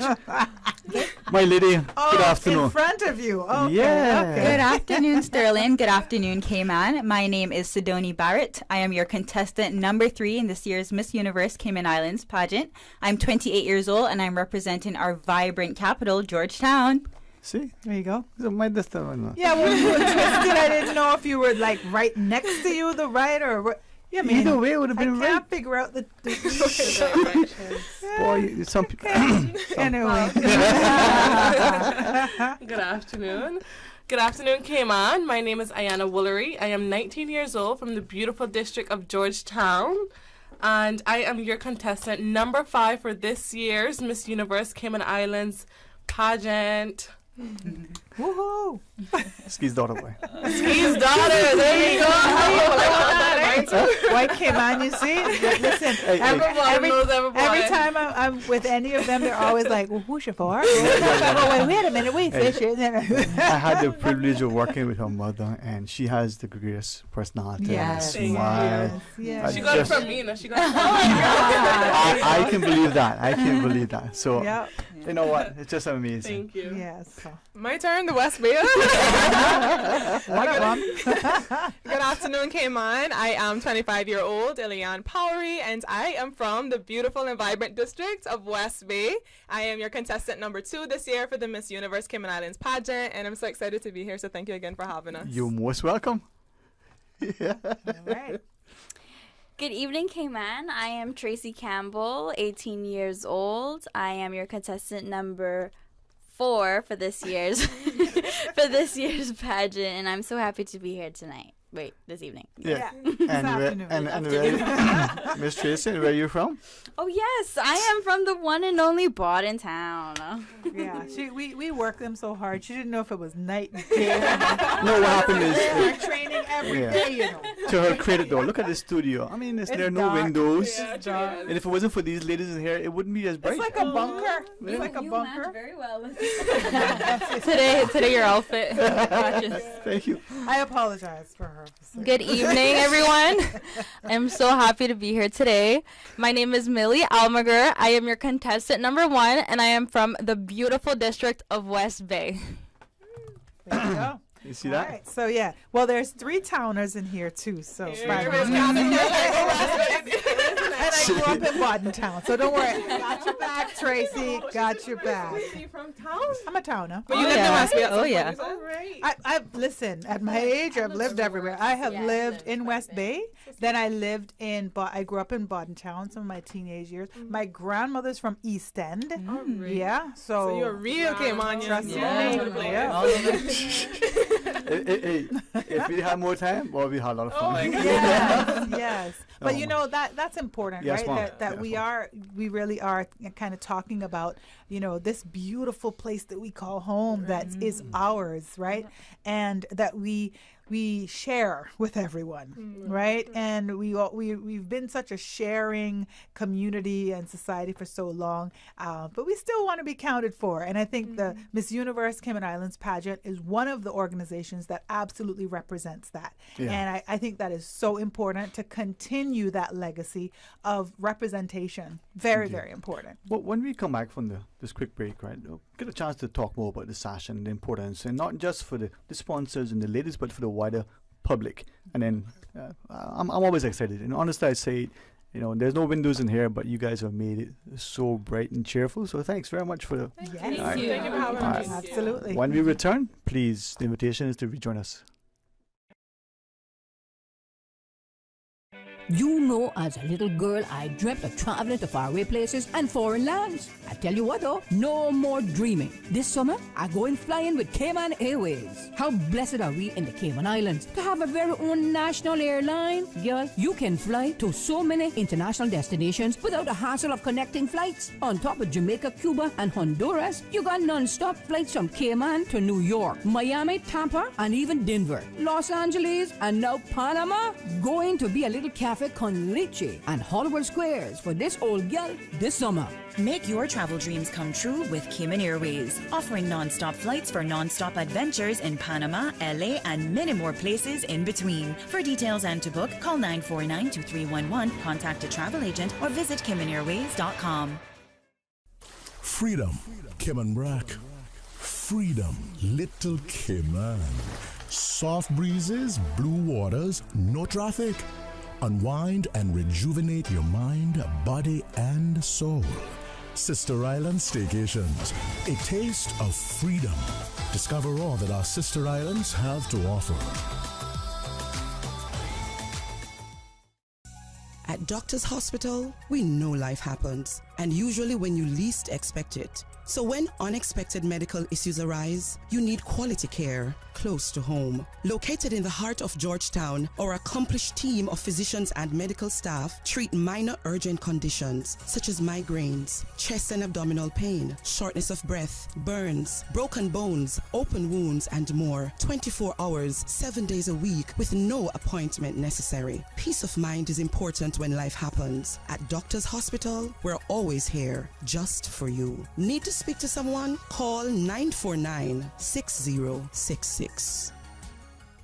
The best foundation you can wear is glowing, healthy skin. The offices of dermatologist Dr. Wayne Porter specialize in enhancing your skin's well-being. Whether you're seeking advanced skincare, including any skin cancers, Botox, filler, cosmetic skin enhancements, or simply looking to reduce wrinkles, Dr. Porter offers a full-service dermatology and dermatological surgery practice. For more information, email drportercayman@gmail.com or call 946-9020. That is 946-9020.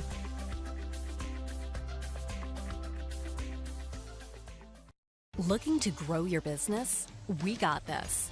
Yellow Media Group has a proven track record for successfully marketing over 10,000 businesses on the web, expanding our customers' reach and providing measurable results. With the Caribbean's largest team of certified digital consultants, we handle everything from website development to search engine marketing and much more. So don't worry, we got this. For a free consultation, contact Lee Hipkins at 936-1981. Talk today. But I do have some questions.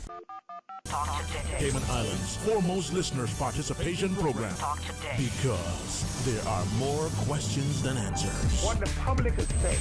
Waiting to take your calls right now. Sterling Dwayne Ebanks.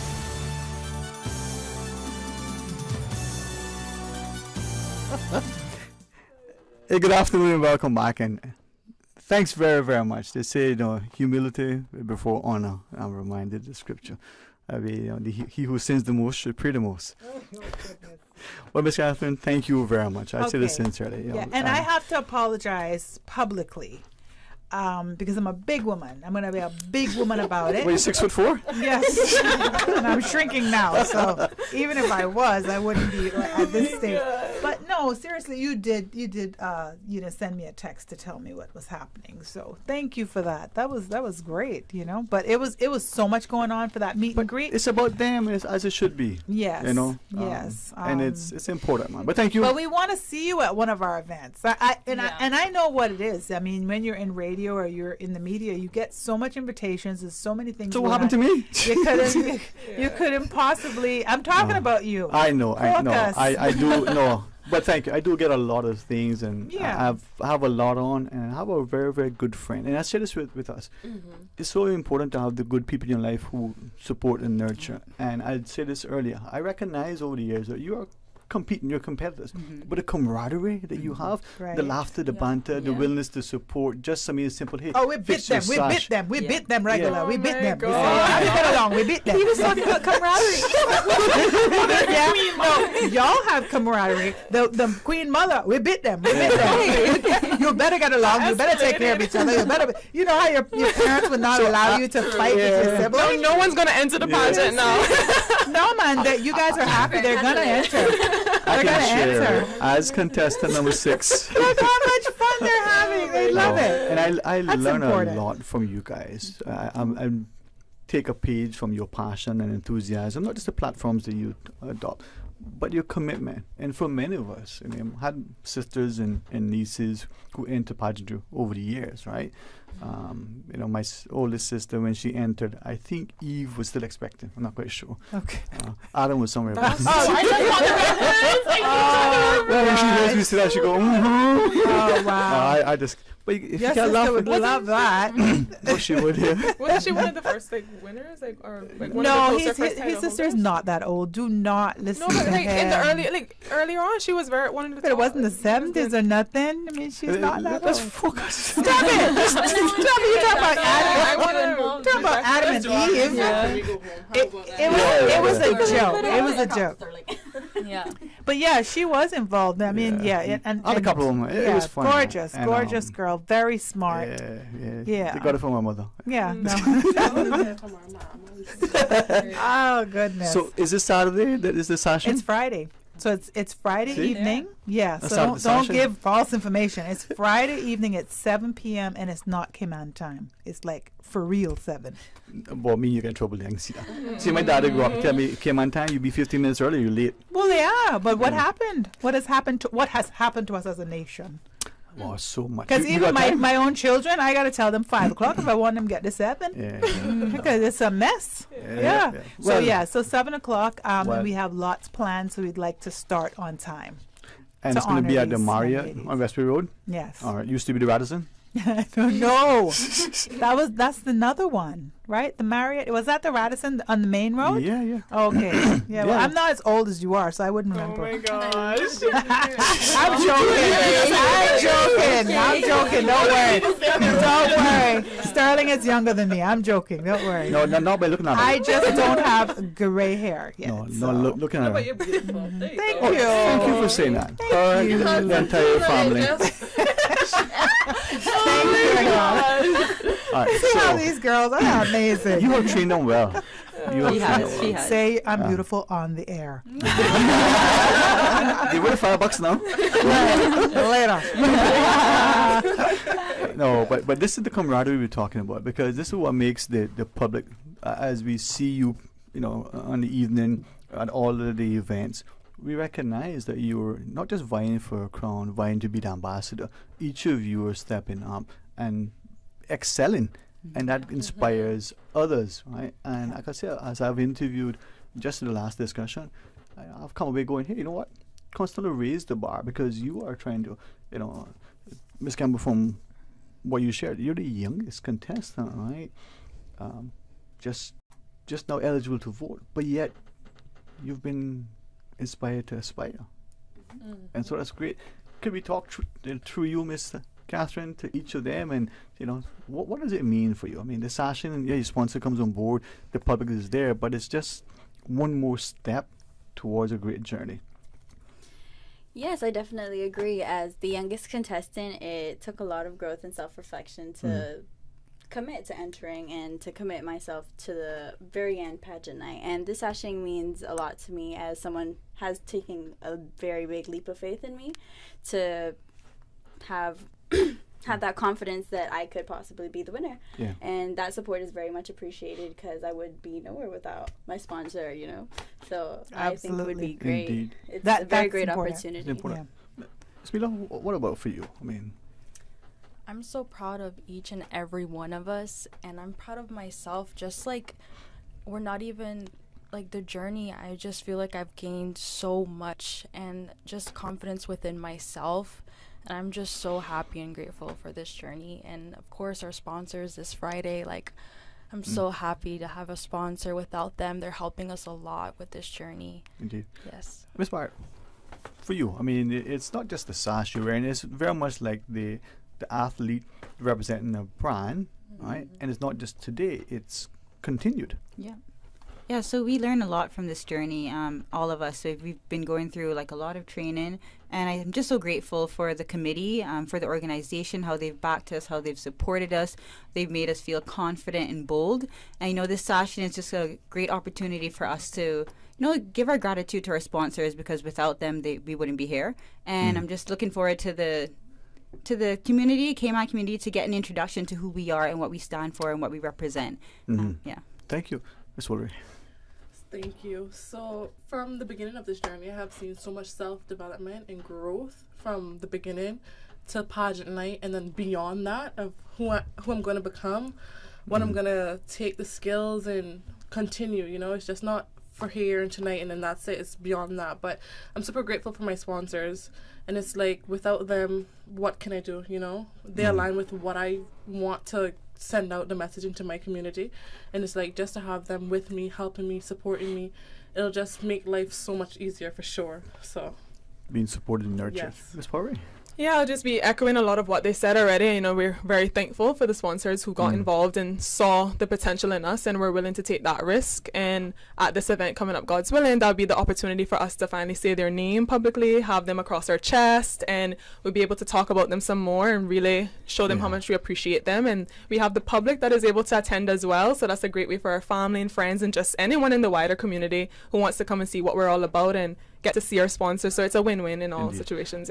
Hey, Ms. Kath, as I listen, you know, it's not unlike the groundbreaking for a new complex, the ribbon cutting for the opening of the idea that if we draw alongside, we're supportive, we're nurturing, we're encouraging, we can help people. You know, as parents, we'll get extra instruction, tuition for our children relative to the subject or maybe the sport or maybe the instrument. Yeah, for sure. Us as the community supporting our sponsors who are now, you know, been not just invested, but invested in these so that future generations can benefit. I think that's so important what you said. Thank you for really just shining a light on that, because I think people tend to feel like, you know, they can support a sport or they can support an after-school club or they can support even politics. You know, when politicians are running for office, like, you know, the community gets behind them and lots of money is spent. A lot of times, like buying stoves and fridge, and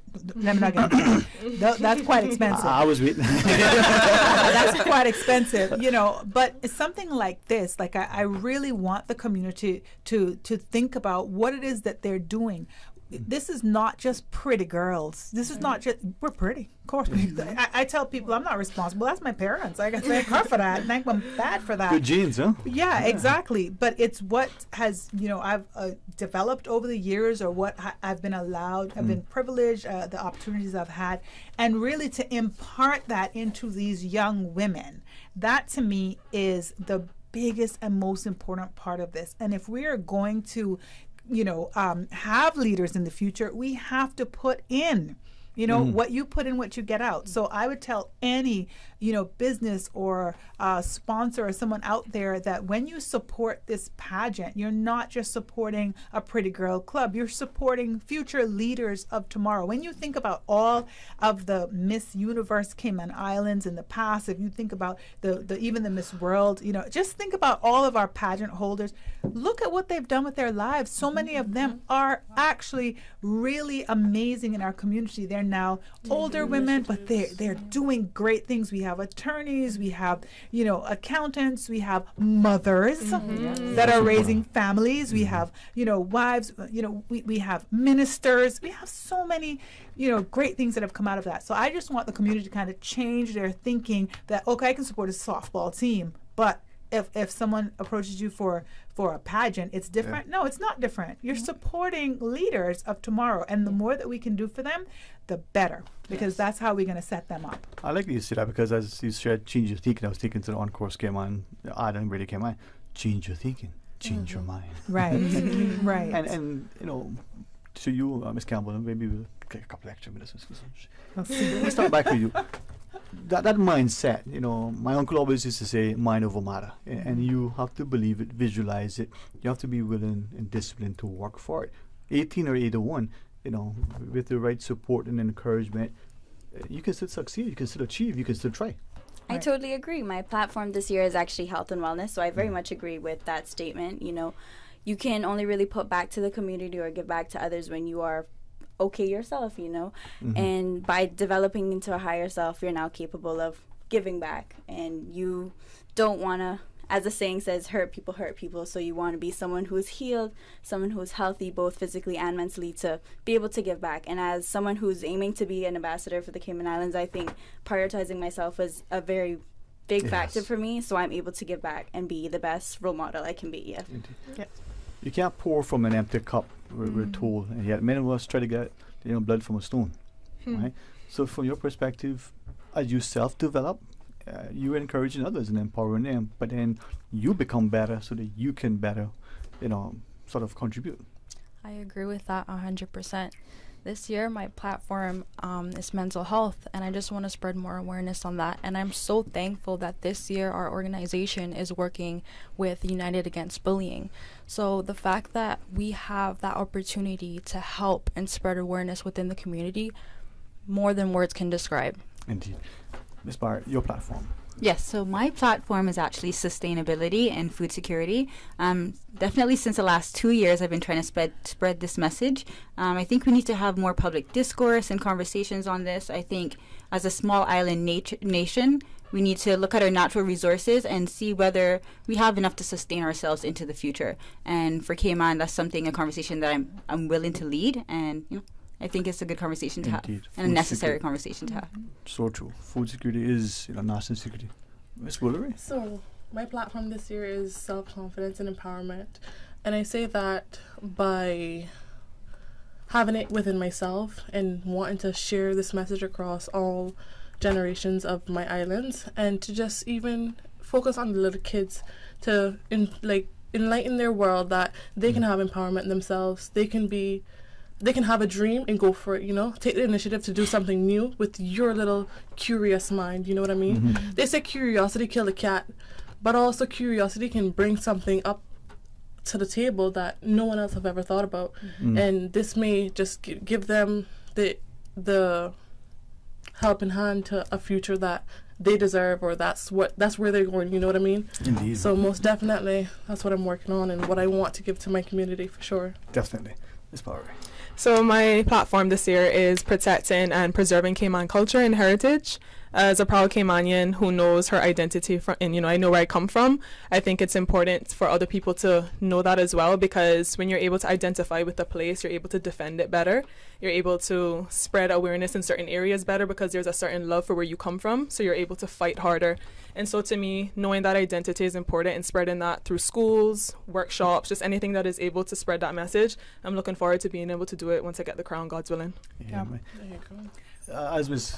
Catherine City, you're all, winners. Yeah. As you take us out of our discussion, I again commend you for and the committee for the incredible work not just encouraging them, helping them to self-develop, empowering them, but through them, we are as a society, educated, informed, and equally encouraged. Yeah. So. This is a very close race. I can tell you that. As you all, the listeners, have heard. They all number one. Oh my goodness, right? Who do you choose? And I think that's important for me.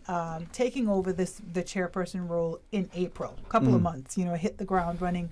It was just so important for me that we're building all of these young ladies, because I want them to just stand on their own. Like, regardless of who gets that crown, every single one of them could be the person that gets the crown. So there's a space for them in society, just like all of the young ladies talked about wanting to do something or having a platform. I think that should not stop. That should not be the end of it after August 26th. It should absolutely continue. We are trying to build leaders. We have to create that in our community if we expect sustainability.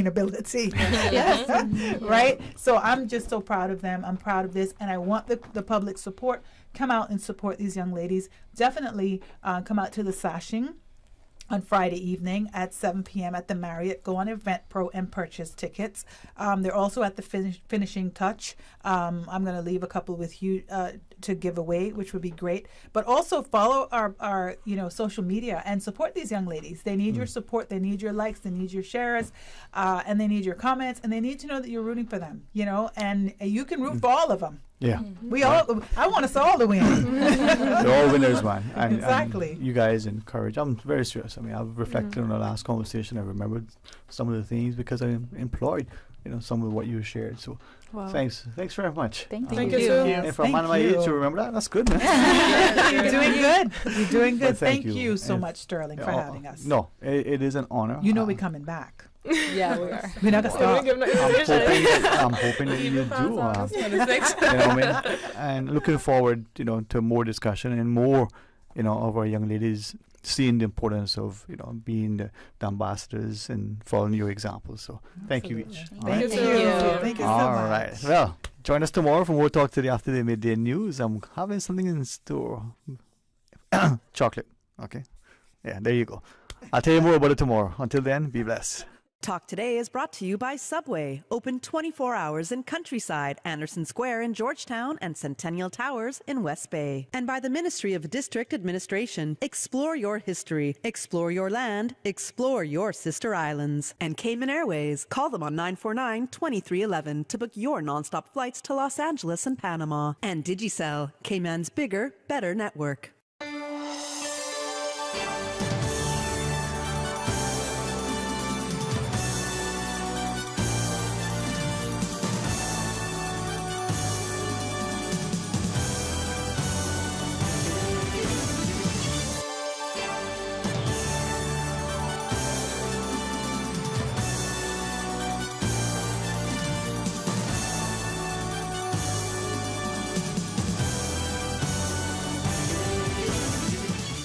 Here is where tradition never dies.